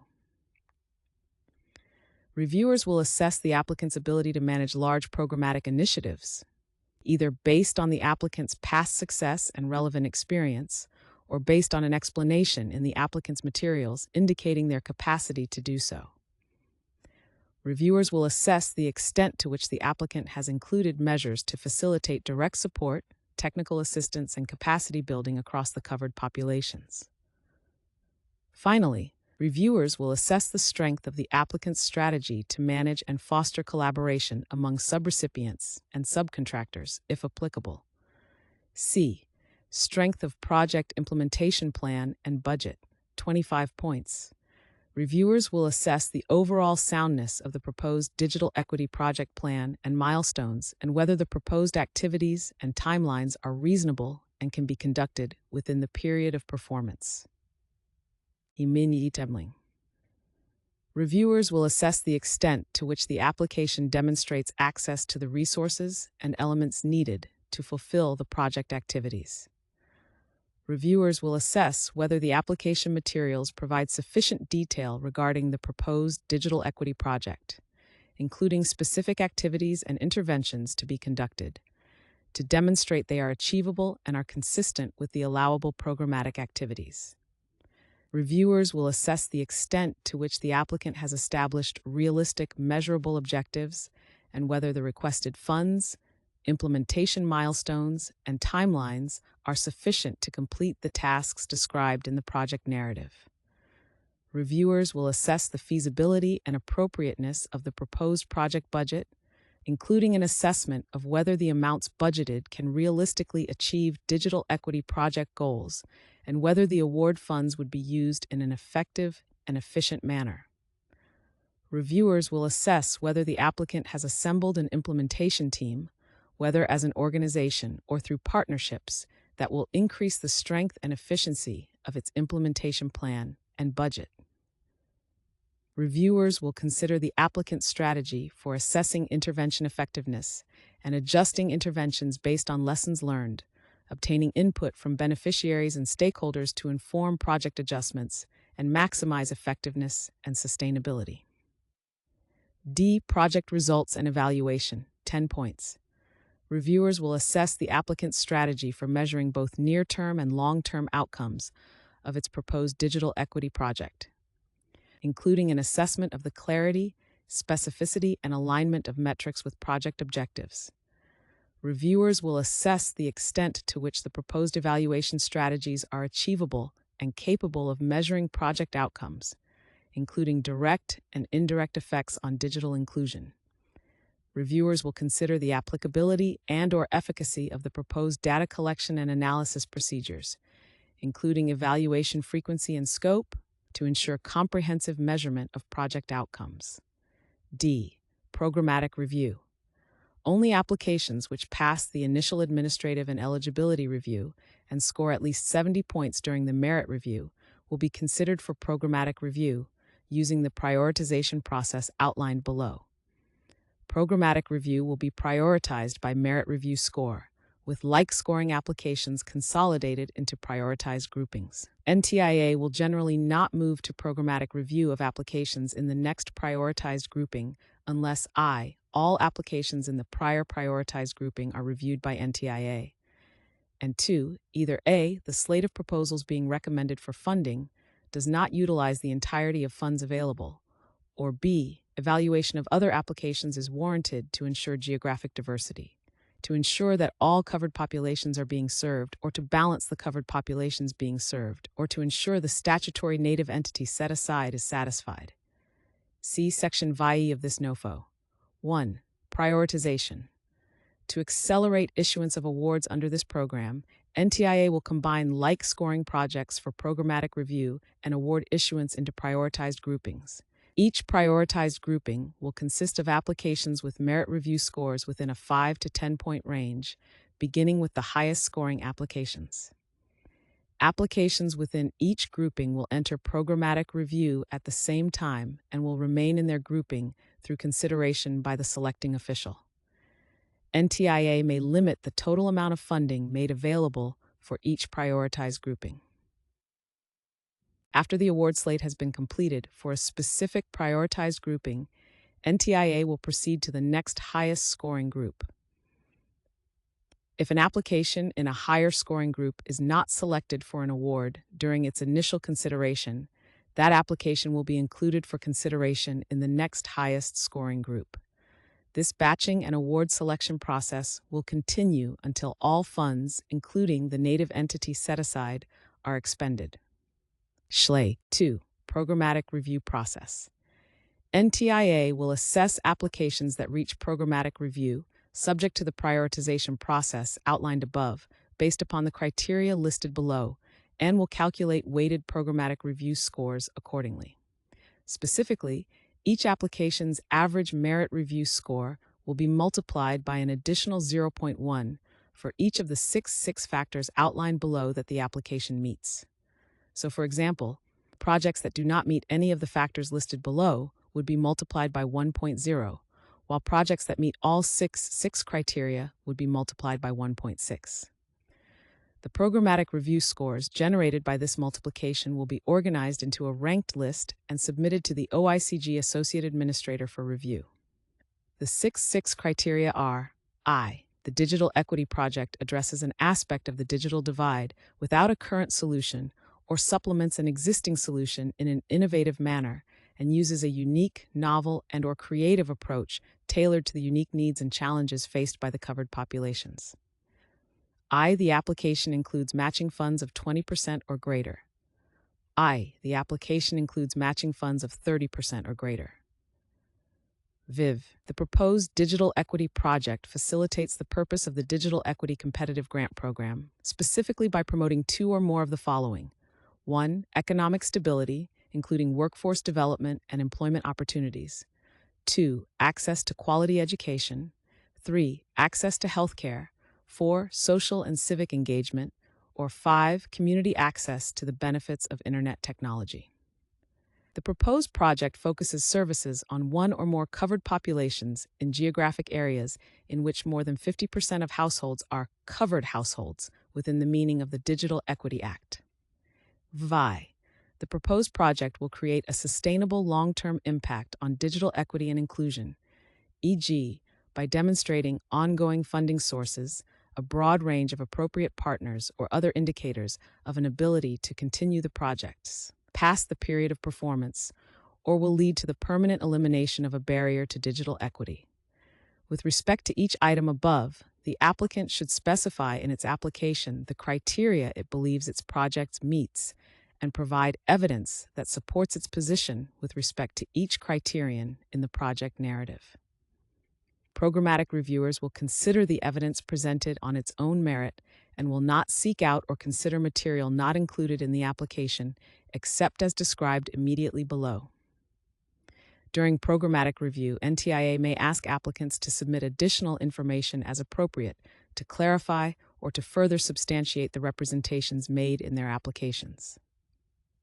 Applicants will have up to 10 calendar days to submit information responsive to the feedback provided by NTIA, unless this period is extended by NTIA. NTIA program staff will review the supplemental information along with all information submitted with the application to confirm eligibility and evaluate the applications with respect to the requirements and priorities of the competitive grant program.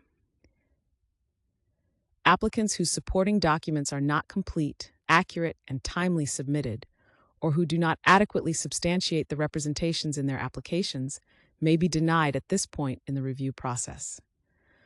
Upon completion of the programmatic review, NTIA program staff will summarize their analysis and scoring for each application reviewed and will provide a ranked list of proposed projects, i.e., the proposed award slate, based on each project's weighted score, to the Associate Administrator for the Office of Internet Connectivity and Growth, OICG Associate Administrator. This list will identify which awards qualify for the native entity set-aside. In addition, NTIA program staff will provide a separate list of awards for U.S. territories as applicable. 3. Native Entity Application Review. NTIA has set aside $37,500,000 for awards to native entities as required by 47 U.S.C. Sersque 7 in 24J and will increase this amount to $50 million if fiscal year 2025 funds become available. Because native entities are eligible entities under the Digital Equity Act, native entity and native entity partnership applications will be considered as part of the competitive grant program review process outlined above. When the NTIA program staff submit proposed awards to the OICG Associate Administrator for his recommendation, they will identify which awards qualify for the statutory set-aside amount. If after the initial programmatic review process there are not sufficient native entity awards to satisfy the statutory set-aside amount, NTIA will consider additional native entity applications that exceed a merit review score of 70 as outlined in Section 5D1 above, for funding under the statutory set-aside. If there are insufficient qualified native entity applications to exhaust the set-aside, any remaining funds will be made available to native entities through future competitive grant program NOFOS. 4. U.S. Territory Application Review.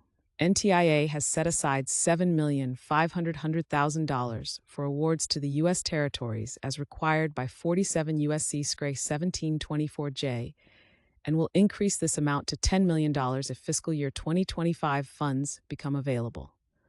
Because the Digital Equity Act does not include territories as eligible entities for the competitive grant program, applications from U.S. STEP territories will be considered separately. U.S. territories must submit applications consistent with the instructions in Section 4 of this NOFO. Each such submission will be reviewed by NTIA program staff consistent with the review criteria outlined in the initial eligibility and administrative review, merit review, and programmatic review sections outlined above, and will be determined to be qualified or unqualified for funding based upon those criteria. The maximum amount to be awarded to any U.S. territory will be $2,500,000. While NTIA anticipates that awards to U.S. territories will exceed $1 million, this is not a mandatory minimum, and the actual funding amount will be determined based on the number of applications and amount of funding requested. Any remaining funds will be made available to U.S. territories through future NOFOS. 5. Rolling awards. As described above, applications will be organized into prioritized groupings based on their merit review scores and proceed through programmatic review together.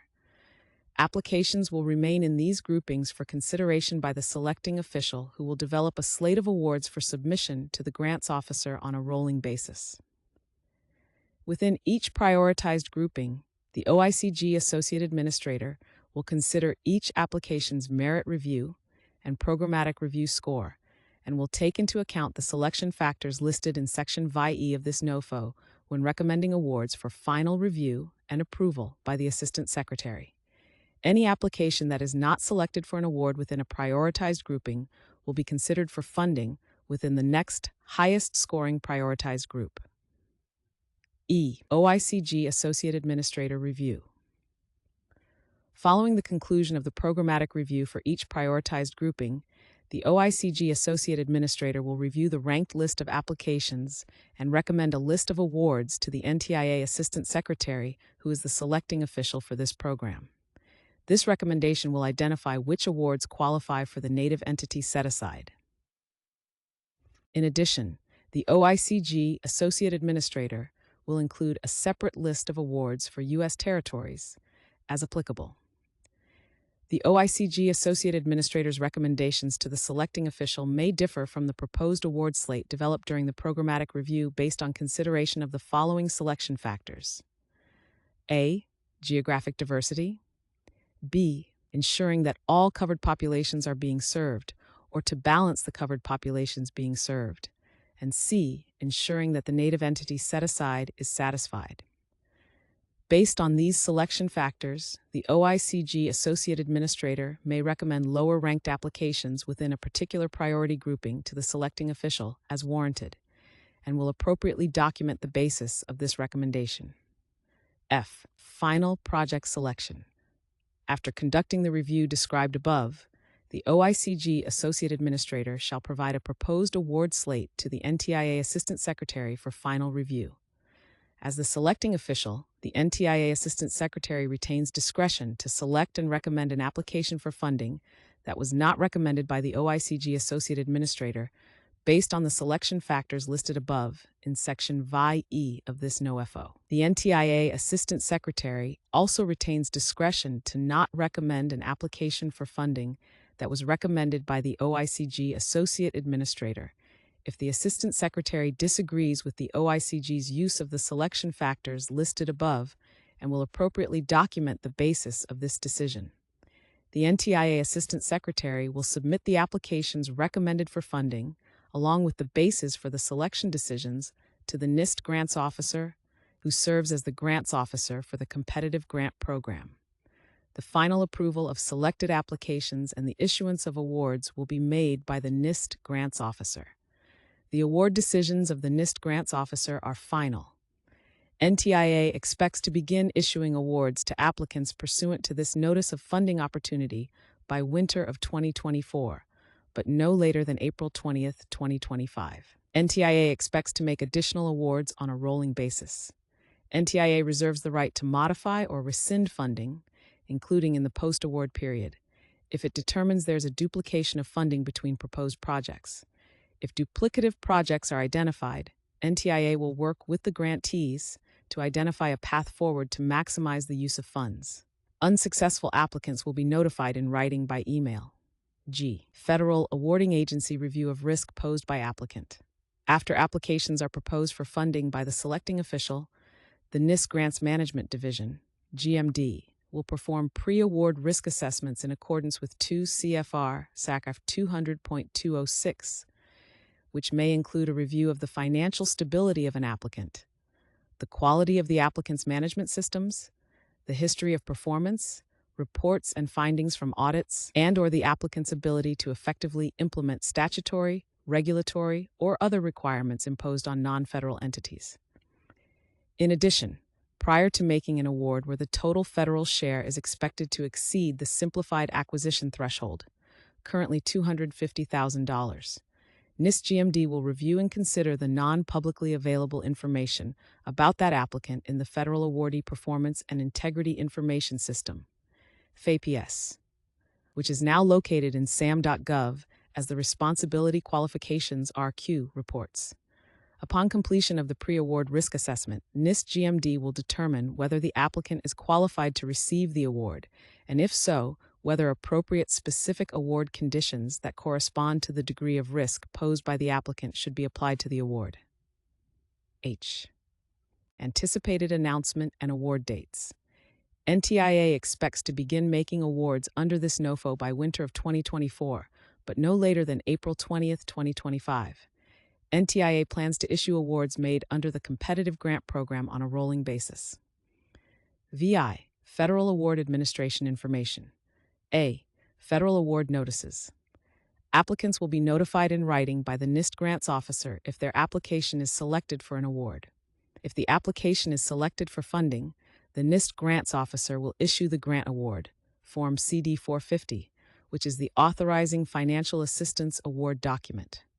By signing and returning the Form CD-450, the recipient agrees to comply with all award provisions, terms, and conditions. If an applicant is awarded funding, neither NTIA nor NIST is under any obligation to provide any additional future funding in connection with that award or to make any future awards. Amendment of an award to extend the period of performance is at the discretion of NTIA and the NIST Grants Officer and is subject to the limitations contained in 47 U.S.C. per 724 D.2d, the terms and conditions of the award, available funding, and this NOFO. B. Notification to unsuccessful applicants. Unsuccessful applicants will be notified in writing by email and will have the opportunity to receive a debriefing. Applicants must make a request within 10 business days of the email or written notification to receive a debrief from NTIA. NTIA will then work with the unsuccessful applicant to arrange a date and time for the debrief. C. Retention of unsuccessful applications. Unsuccessful applications will be retained in accordance with NTIA record-keeping requirements. D. Deobligation or termination of grant. The Assistant Secretary may deobligate or terminate a grant awarded to a recipient under the competitive grant program if the grant funds are not being used in a manner that is consistent with the application submitted by the recipient is not upholding the assurances made pursuant to Section 4B18 and Appendix B of this NOFO, or the Assistant Secretary determines that the grant is no longer necessary to achieve the original purpose for which the Assistant Secretary awarded the grant. Prior to deobligation or termination of a grant for these reasons, the Assistant Secretary will provide notice to the recipient, including a rationale and supporting information demonstrating the basis of the Assistant Secretary's decision, and an opportunity for a hearing. Any grant funds the Assistant Secretary deobligates or terminates will be competitively awarded to another applicant consistent with the requirements of the competitive grant program through future NOFOAs. E. Administrative and national policy requirements. Recipients of funding pursuant to this program must comply with applicable statutes and regulations, including but not limited to 1. Uniform administrative requirements, cost principles, and audit requirements. Through 2 CFR 1327.101, the Department of Commerce adopted uniform administrative requirements, cost principles, and audit requirements for federal awards at 2 CFR Part 200, which apply to awards in this program. Refer to http://go.usa.gov/bp://go.usa.gov/sbg4. NTIA will apply the updated Uniform Guidance Provisions published by OMB on April 22, 2024 in the Federal Register at 89446 to all awards under this NOFO. The updated Uniform Guidance Provisions may be reviewed here, colon/danico/federalregister.gov/document/2024/22 224-7496/guidance for federal-financial assistance. 2. Department of Commerce Financial Assistance Standard Terms and Conditions. The Department of Commerce will apply to each award in this program the Financial Assistance Standard Terms and Conditions in effect on the date of award. The current version, dated November 12, 2020, is accessible at Department of Commerce Financial Assistance Standard Terms and Conditions. Refer to Section 7 of this NOFO, Federal Awarding Agency Contacts, Grant Management Inquiries, if you need more information. 3. Pre-award notification requirements. The Department of Commerce will apply the pre-award notification requirements for grants and cooperative agreements dated December 30, 2014, 79FR78390, accessible at http://go.usa.gov/hkkr. Refer to Section 7 of this NOFO, Federal Awarding Agency Contacts, Grant Management Inquiries for more information. 4. Build America, Buy America Act Domestic Content Preference Requirements.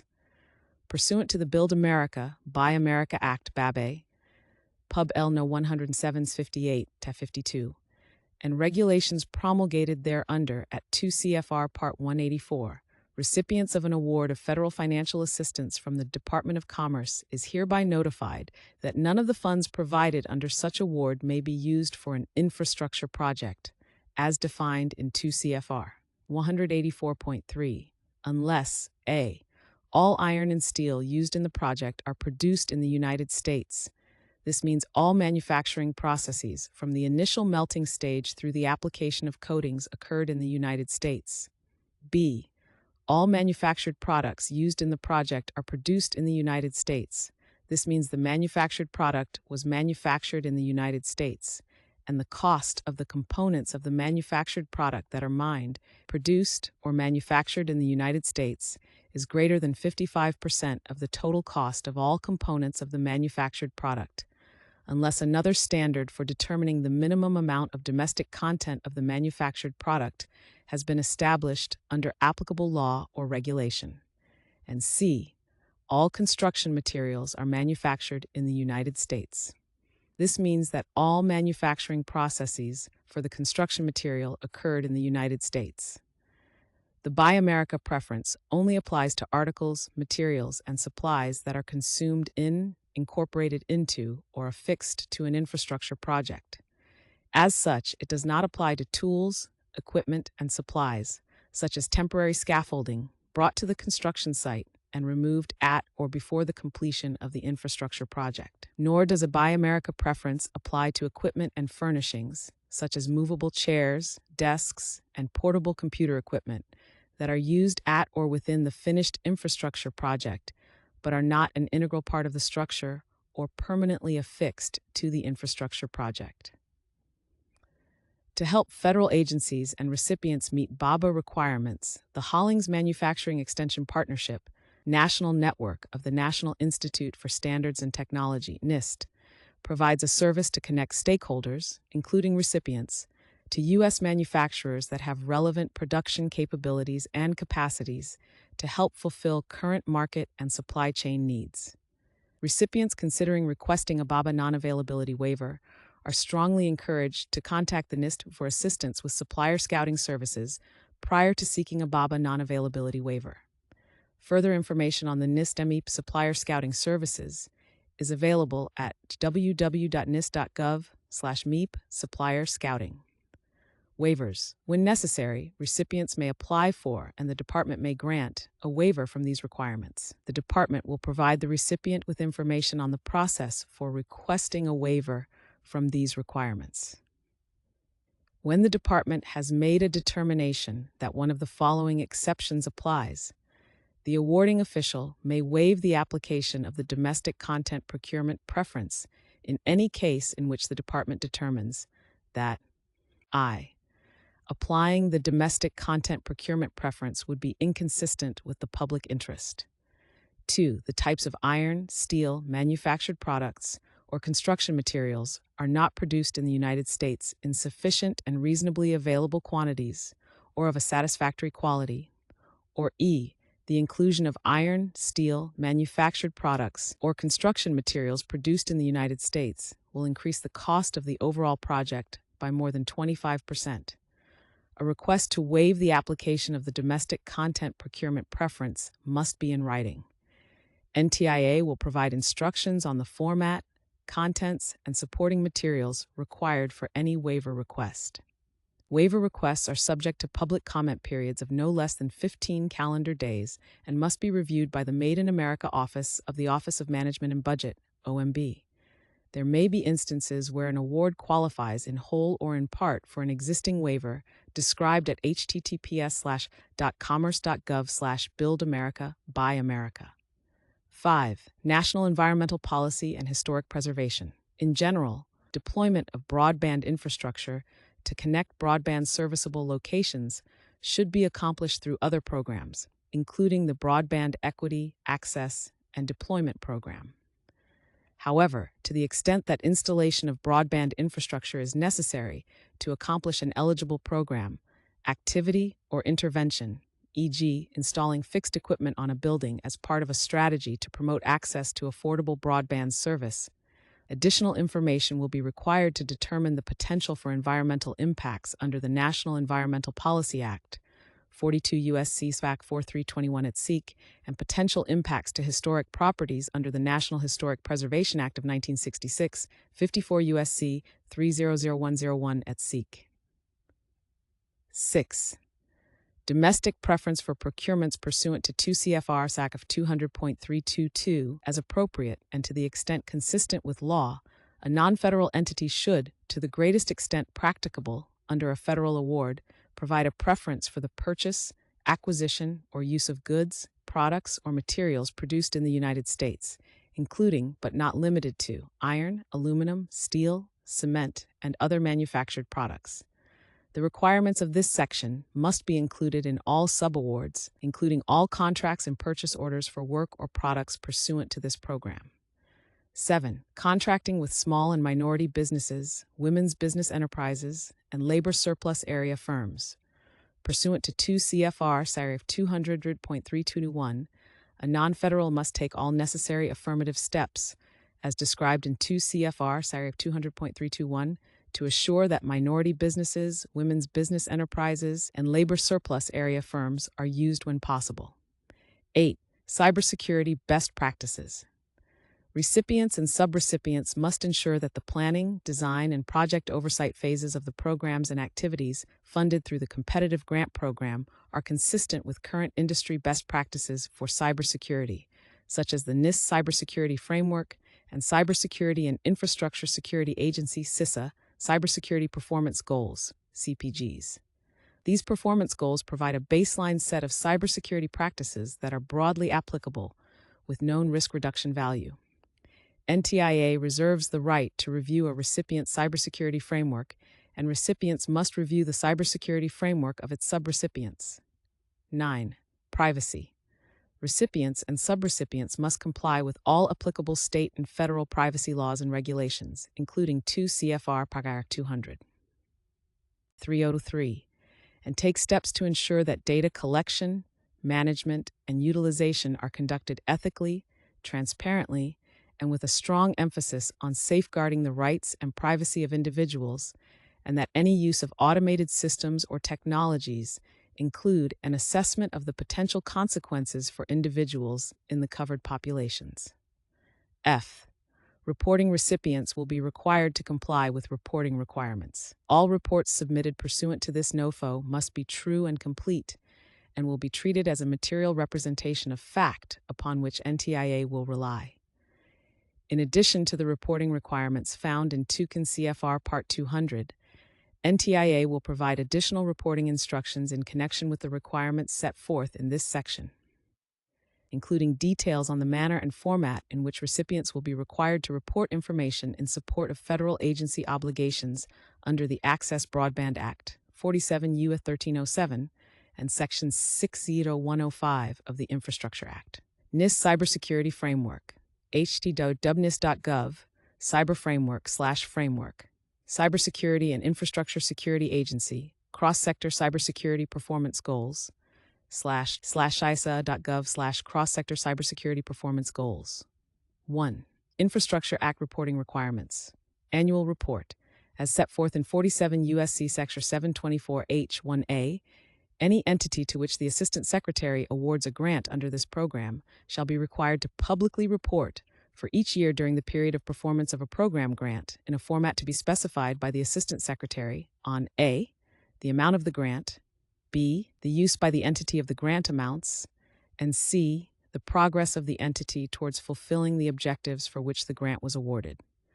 The annual report will be for the period ending December 31st and be due 30 days after the close of the calendar year. The annual report will also require the submission of the information identified in Section 2C and Section 6.F.2b of this NOFO. The final annual report will be due 120 days after the end of the period of performance. The Assistant Secretary may establish additional reporting and information requirements for any recipient of a grant as necessary to fulfill the requirements of the Digital Equity Act. Evaluation Report.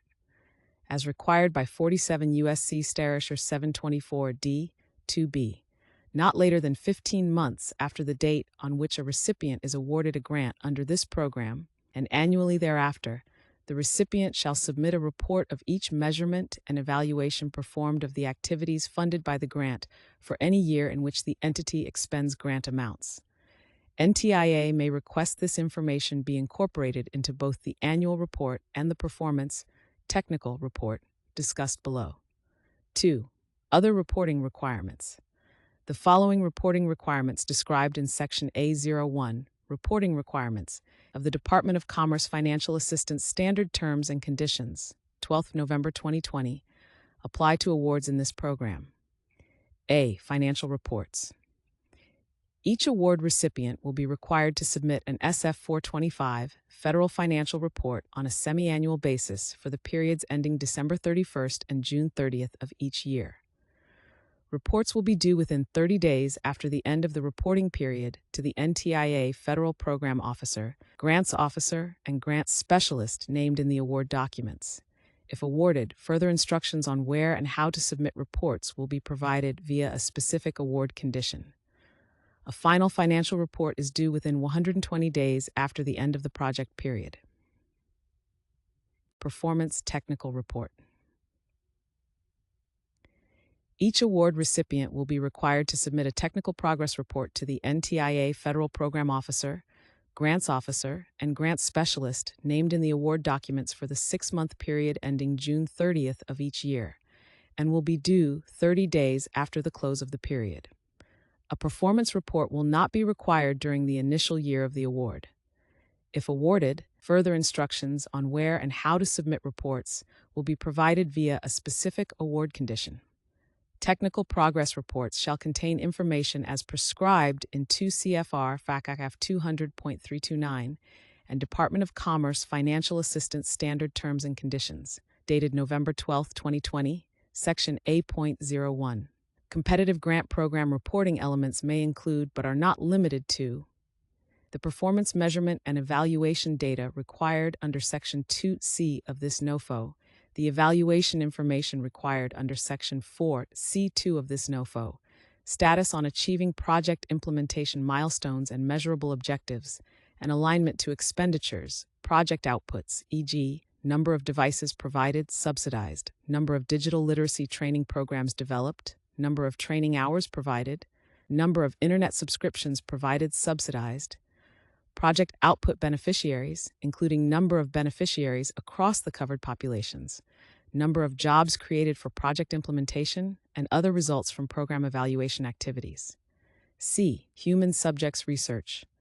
All competitive grant program recipients must comply with Department of Commerce regulations relating to the protection of human subjects for all research conducted or supported pursuant to a NTIA grant award, per 15 CFR Part 27.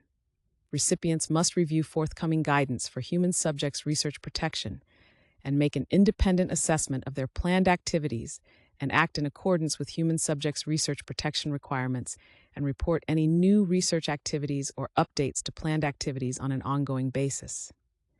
G. Recipient integrity and performance matters.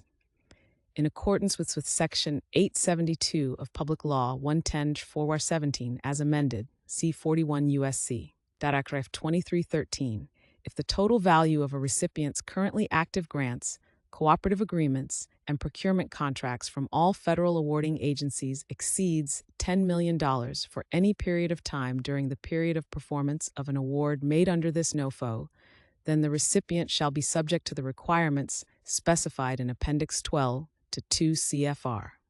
Part 200, for maintaining the currency of information reported to SAM that is made available in the Federal Awardee Performance and Integrity Information System, FAPE-IS, about certain civil, criminal, or administrative proceedings involving the recipient. H. Audit requirements. The Federal Financial Assistance Regulations in 2 CFR, Part 200, Subpart F require any non-federal entity that expends federal awards of $1 million or more in the recipient's fiscal year to conduct a single or program-specific audit in accordance with the requirements set out in the subpart. Additionally, unless otherwise specified in the terms and conditions of the award, entities that are not subject to Subpart F of 2 CFR Part 200, e.g. for-profit subrecipients that expend $1 million or more in grant funds during their fiscal year, must submit to the grants officer either I. A financial-related audit of each DOC award or subaward in accordance with generally accepted government auditing standards, or 2. A project-specific audit for each award or subaward in accordance with the requirements contained in 2 CFR 200.507. See Section D01.C of the Department of Commerce Financial Assistance Standard Terms and Conditions. Applicants are reminded that NTIA, the NIST Grants Office, the Department of Commerce Office of Inspector General, or another authorized federal agency may conduct an audit of an award at any time.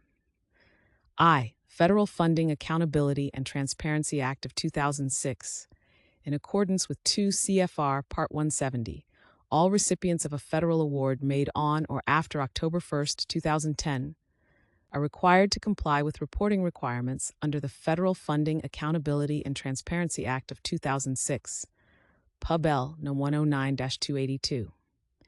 In general, all recipients are responsible for reporting subawards of $30,000 or more.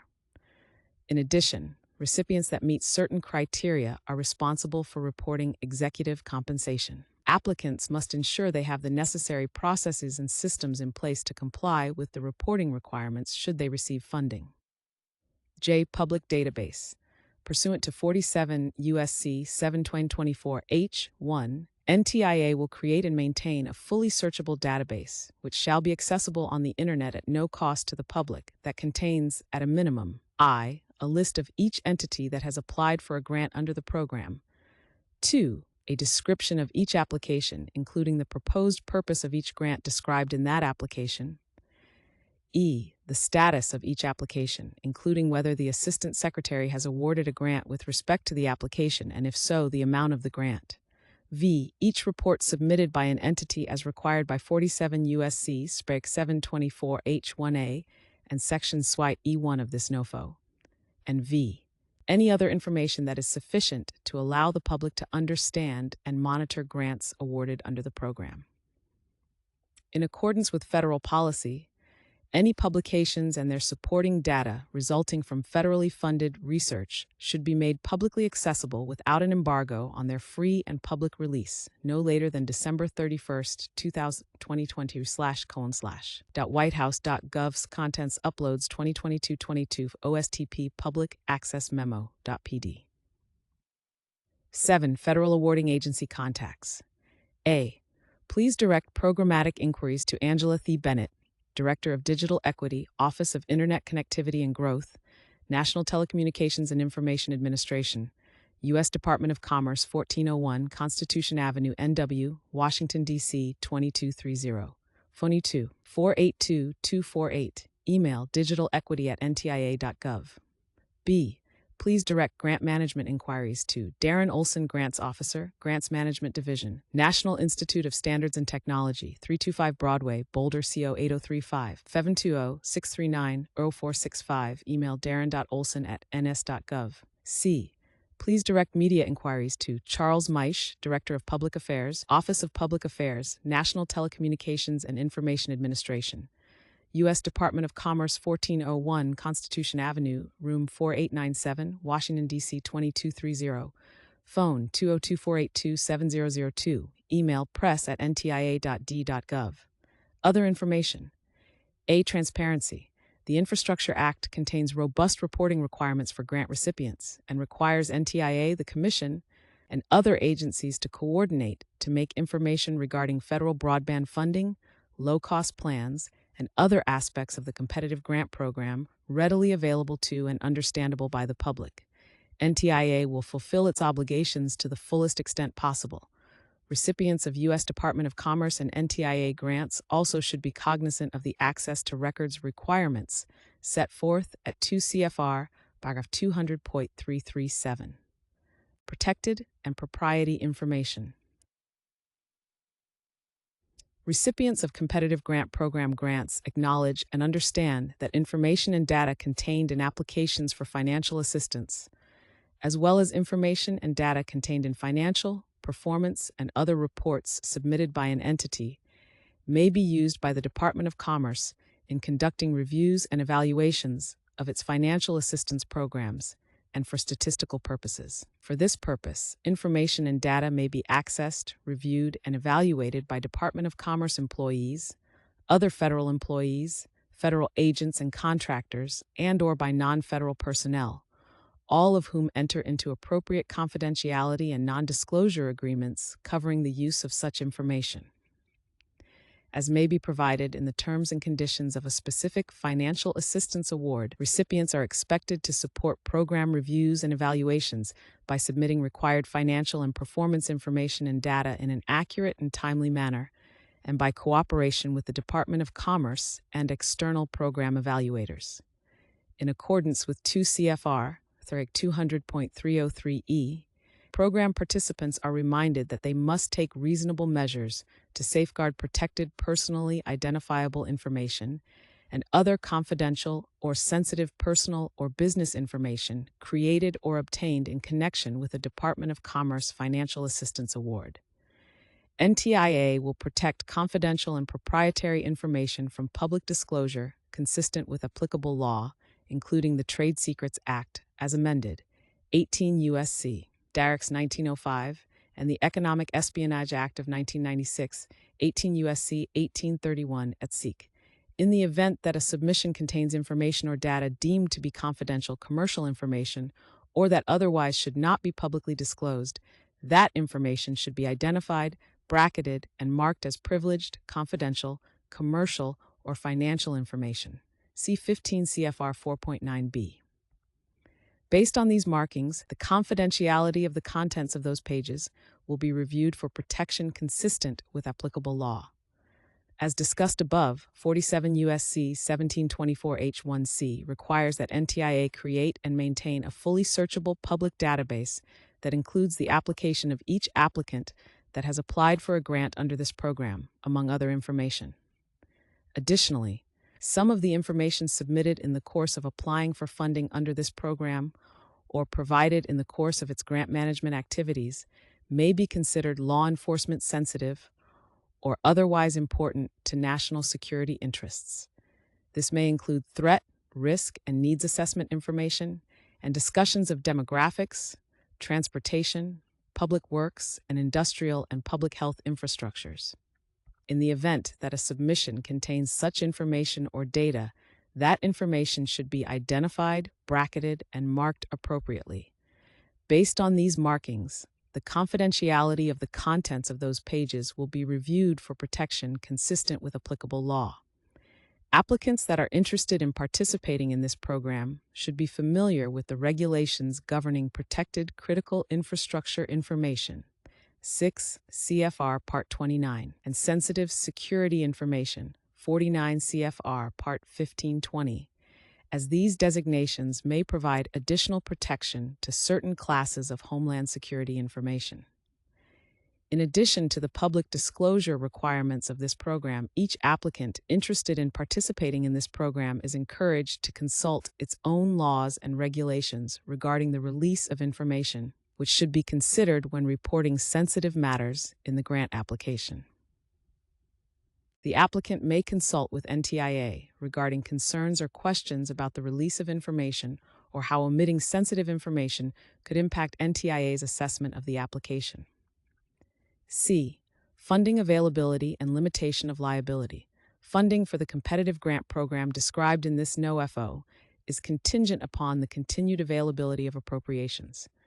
In no event will NTIA, NIST, or the Department of Commerce be responsible for application preparation costs, including but not limited to if the program fails to receive funding or is canceled because of agency priorities. Publication of this NOFO does not oblige NTIA, NIST, or the Department of Commerce to award any specific project or to obligate any available funds. NTIA will recommend for funding only projects that are deemed likely to achieve the competitive grant program's goals and for which funds are available. D. Third-party beneficiaries. The competitive grant program is not intended to and does not create any rights enforceable by third-party beneficiaries. E. Waiver authority. It is the general intent of NTIA not to waive any of the provisions set forth in this NOFO. However, under extraordinary circumstances, and at the discretion of the Assistant Secretary NTIA, upon its own initiative or when requested, may waive the provisions in this NOFO. Waivers may only be granted for requirements that are discretionary and not mandated by statute or other applicable law. Any request for a waiver must set forth the extraordinary circumstances for the request. F. Paperwork Reduction Act. This NOFO contains an information collection requirement subject to the Paperwork Reduction Act, PRA, 44 U.S.C. / 3501 et seq. The PRA requires each federal agency to seek and obtain OMB approval before collecting information from the public. Federal agencies may not collect information unless it displays a currently valid OMB control number.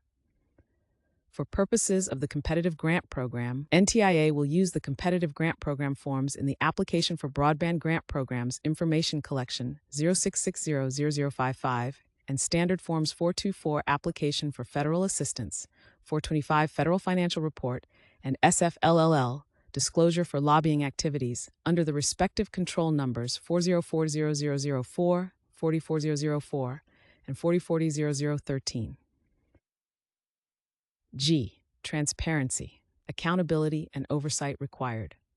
1. Generally, NTIA and all competitive grant program recipients have a critical role to play in ensuring that the competitive grant program is implemented in a manner that ensures transparency, accountability, and oversight sufficient to, among other things, A. Minimize the opportunity for waste, fraud, and abuse. B.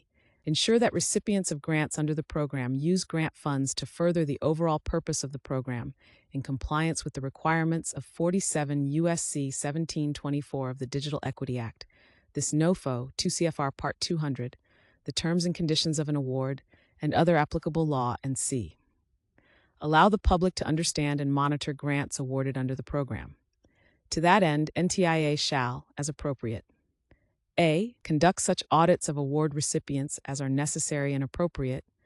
B. Develop monitoring plans, subject to the approval of the Assistant Secretary, which may include site visits or desk reviews, technical assistance, and random sampling of compliance requirements. And C. Impose special conditions on grant awards designed to mitigate the risk of non-performance where appropriate. Each eligible entity or U.S. territory receiving a competitive grant award shall, as appropriate, a. comply with the reporting requirements set forth in Section VID F of this NOFO, b. conduct audits of subrecipients and award management as necessary and appropriate. Eligible entities and U.S. territories shall report the full results of any audits they conduct to the appropriate federal program officer and NIST grants officer. C. Comply with the obligations set forth in 47 U.S.C. Trike 724 of the Digital Equity Act, this NOFO, 2 CFR. Part 200, the terms and conditions of an award and other applicable laws. And D. Establish and widely publicize telephone numbers and email addresses for the eligible entity or U.S. Territory's Office of Inspector General or comparable entity for the purpose of reporting waste, fraud, or abuse in the program. Eligible entities and U.S. by SCA territories shall produce copies of materials used for such purpose upon request of the federal program officer or the grants officer. 2. U.S. Department of Commerce Office of Inspector General. The U.S. Department of Commerce Office of Inspector General, OIG, seeks to improve the efficiency and effectiveness of the department's programs, including through deterring and detecting fraud, waste, abuse, and mismanagement. The OIG accomplishes this mission primarily through investigations, audits, and inspections of department activities, including grants, cooperative agreements, loans, and contracts. A. Disclosures. Recipients of financial assistance originating from the U.S. Department of Commerce, including NTIA, as well as applicants applying to this funding opportunity, shall timely disclose, in writing, to the OIG and awarding agency, whenever, in connection with the award, performance, or closeout of this grant or subaward thereunder, the recipient has credible evidence that a principal, employee, agent, or subrecipient has committed a violation of federal criminal law involving fraud, conflict of interest, bribery, or gratuity violations found in Title 18 of the United States Code, a violation of the Civil False Claims Act, 31 U.S.C. 3729, 3733, a violation of the federal antitrust laws found in Title 15 of the United States Code. B. Reporting. The OIG maintains a hotline to receive allegations of fraud, waste, or abuse. To report such allegations, please visit https://www.oig.gov/hotline.aspx to submit a complaint or call toll-free at 800-424-5197. The OIG will accept complaints via U.S. mail at the following address: U.S. Department of Commerce, Office of Inspector General, 401 Constitution Avenue, Washington, D.C., 2230. Upon request, the OIG will take appropriate measures to protect the identity of any individual who reports misconduct as authorized by the Inspector General Act of 1978, as amended. Reports to the OIG may also be made anonymously. 3. Whistleblower protection recipients, subrecipients, and employees working on this grant award will be subject to the whistleblower rights and remedies established under 41 U.S.C. for 4712. An employee of a recipient or subrecipient may not be discharged, demoted, or otherwise discriminated against as a reprisal for disclosing information that the employee reasonably believes is evidence of gross mismanagement of a federal contract or award, a gross waste of federal funds, an abuse of authority, i.e., an arbitrary and capricious exercise of authority that is inconsistent with the mission of NTIA or the U.S. Department of Commerce, or the successful performance of a contract or grant awarded by NTIA or the Department, relating to a federal contract or award, a substantial and specific danger to public health or safety, or a violation of a law, rule, or regulation related to a federal contract, including the competition for or negotiation of a contract or grant. The recipient or subrecipient shall inform its employees and contractors in writing, in the predominant language of the workforce or organization, of employee whistleblower rights and protections under 41 U.S.C. 4712, as described above, and at adai.gov/pages Whistleblower Protection Program. H. Unauthorized use of funds. In the event of noncompliance with 47 U.S.C. 1724, this NOFO, 2 CFR Part 200, the terms and conditions of an award or other applicable law, NTIA and the NIST grants officer shall take appropriate enforcement action against an eligible entity or U.S. territory, and as necessary, against an administering entity or administering organization, as authorized in 2 CFR, Paragraph 200.339-200.343. Appendix A. Certifications regarding debarment and suspension. By signing and submitting an application for funding pursuant to the competitive grant program, the applicant is making the certifications set forth below. See line 21 on the SF 424 Application for Federal Assistance. Instructions for Primary Tier Participant Certification I. By signing and submitting this proposal, the prospective primary tier participant is providing the certification set out below and agrees to comply with the requirements of 2 CFR, Parts 180, 1200, and 1326. 2. The inability of a person to provide the certification required below will not necessarily result in denial of participation in this covered transaction. The prospective primary tier participant shall submit an explanation of why it cannot provide the certification set out below. The certification or explanation will be considered in connection with the department or agency's determination whether to enter into this transaction.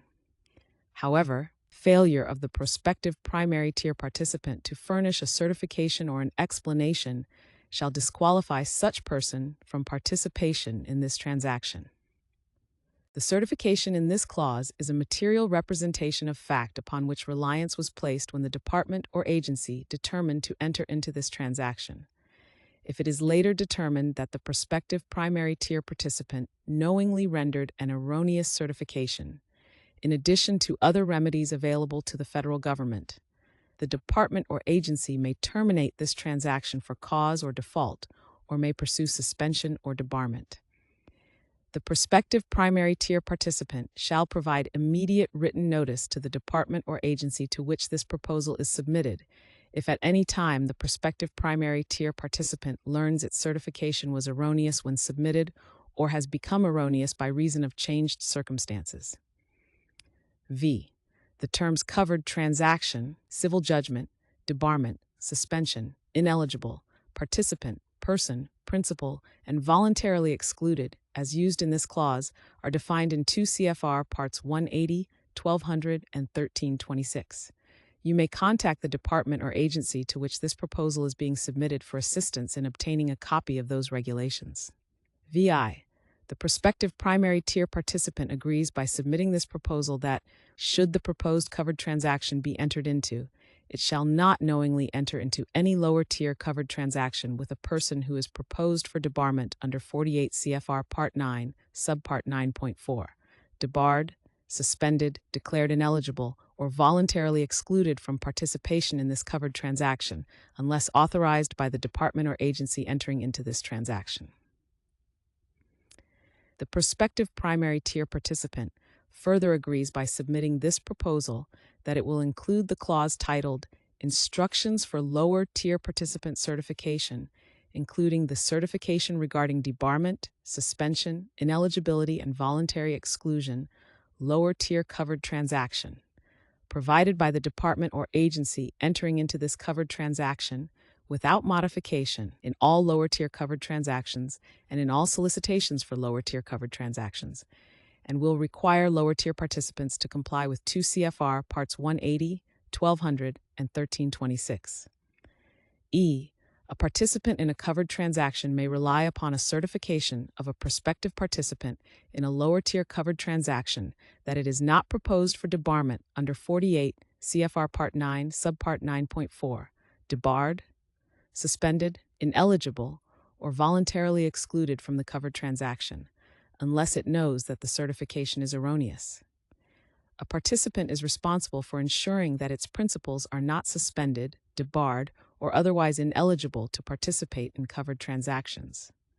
To verify the eligibility of its principals, as well as the eligibility of any prospective lower-tier participants, each participant may, but is not required to, check the System for Award Management (SAM) exclusions website, https://sam.gov/.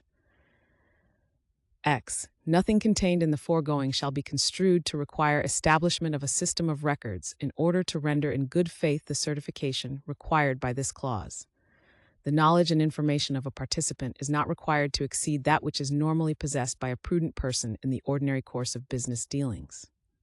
X, except for transactions authorized under paragraph 6 of these instructions.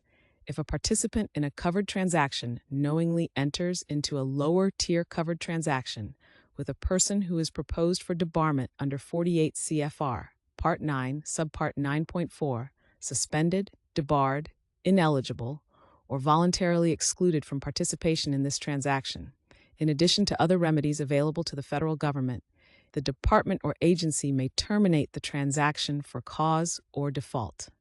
Certification regarding debarment, suspension, and other responsibility matters. Primary tier covered transactions I. The prospective primary tier participant certifies to the best of its knowledge and belief that it and its principals or associated entities 1. Are not presently debarred, suspended, proposed for debarment, declared ineligible, or voluntarily excluded from participating in covered transactions by any federal department or agency. 2. Have not, within a 3-year period preceding this proposal, been convicted of or had a civil judgment rendered against them for commission of fraud or a criminal offense in connection with obtaining, attempting to obtain, or performing a public, federal, state, or local transaction or contract under a public transaction, violation of federal or state antitrust statutes, or commission of embezzlement, theft, forgery, bribery, falsification or destruction of records, making false statements, or receiving stolen property. 3. Are not presently indicted for or otherwise criminally or civilly charged by a governmental entity, federal, state, or local, with commission of any of the offenses enumerated in paragraph I-2 of this certification. And 4.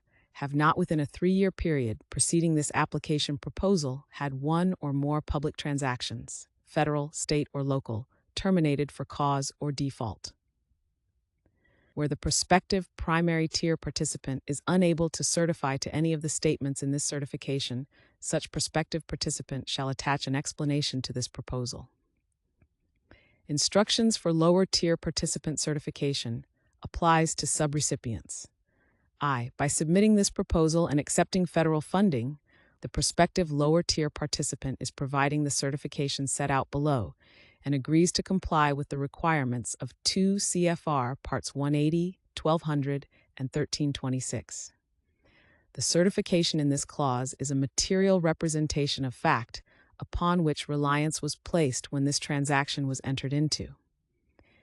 If it is later determined that the prospective lower-tier participant knowingly rendered an erroneous certification, in addition to other remedies available to the federal government, the department or agency with which this transaction originated may pursue available remedies, including suspension or debarment.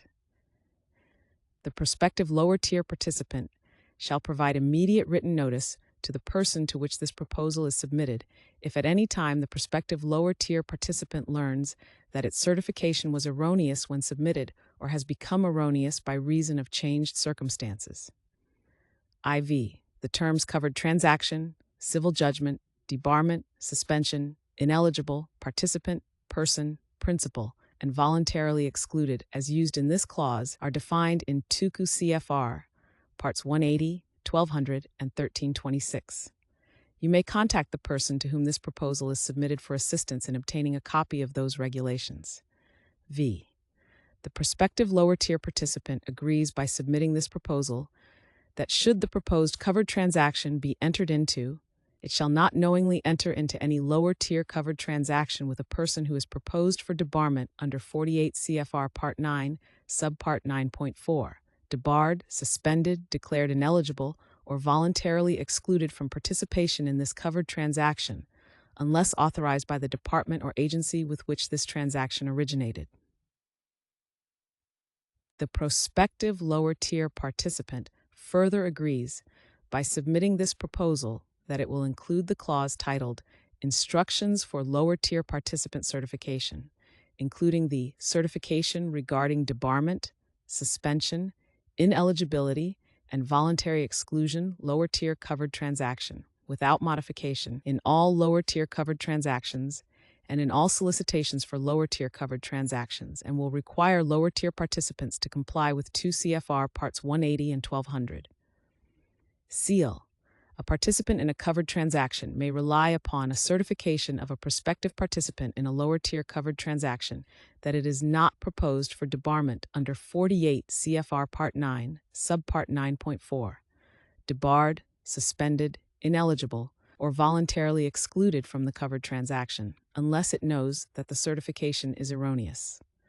A participant is responsible for ensuring that its principals are not suspended, debarred, or otherwise ineligible to participate in covered transactions.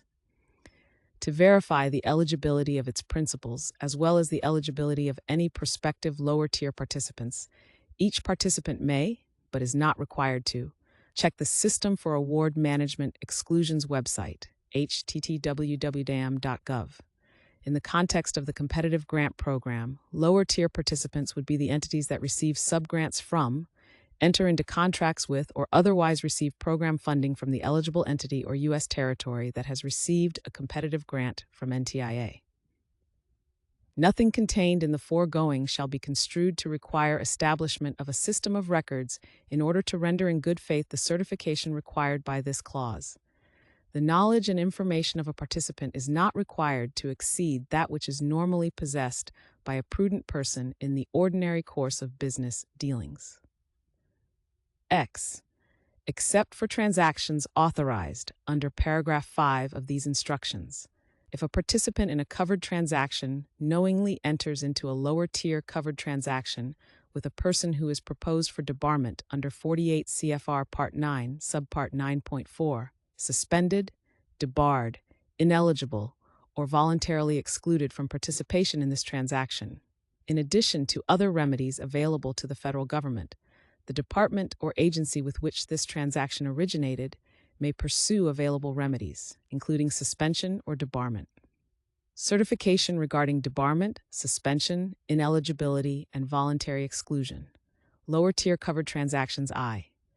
The prospective lower-tier participant certifies by submission of this proposal that neither it nor its principals or associated entities is presently debarred, suspended, proposed for debarment, declared ineligible, or voluntarily excluded from participating in covered transactions by any federal department or agency. A. Where the prospective lower-tier participant is unable to certify to any of the statements in this certification, such prospective participant shall attach an explanation to this proposal. Appendix B. Assurances required under 47 U.S.C. Barracks 1724F. When applying for a grant under this section, an entity shall include in the application for that grant assurances that the entity shall, 1. Use any grant funds that the entity is awarded. A. In accordance with any applicable statute, regulation, and application procedure. And B. To the extent required under applicable law. 2.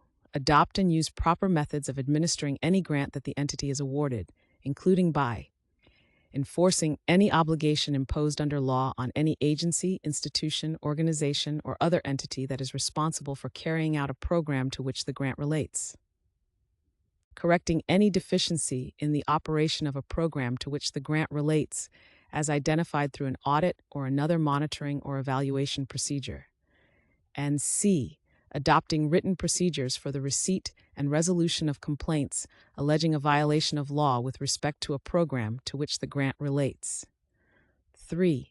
Cooperate with respect to any evaluation, A. Of any program that relates to a grant awarded to the entity, and B. That is carried out by or for the Assistant Secretary or another federal official. 4. Use fiscal control and fund accounting procedures that ensure the proper disbursement of and accounting for any federal funds that the entity is awarded under the program. 5. Submit to the Assistant Secretary any reports that may be necessary to enable the Assistant Secretary to perform the duties of the Assistant Secretary under the program. And 6. Maintain any records and provide any information to the Assistant Secretary, including those records that the Assistant Secretary determines is necessary to enable the Assistant Secretary to perform the duties of the Assistant Secretary under the program.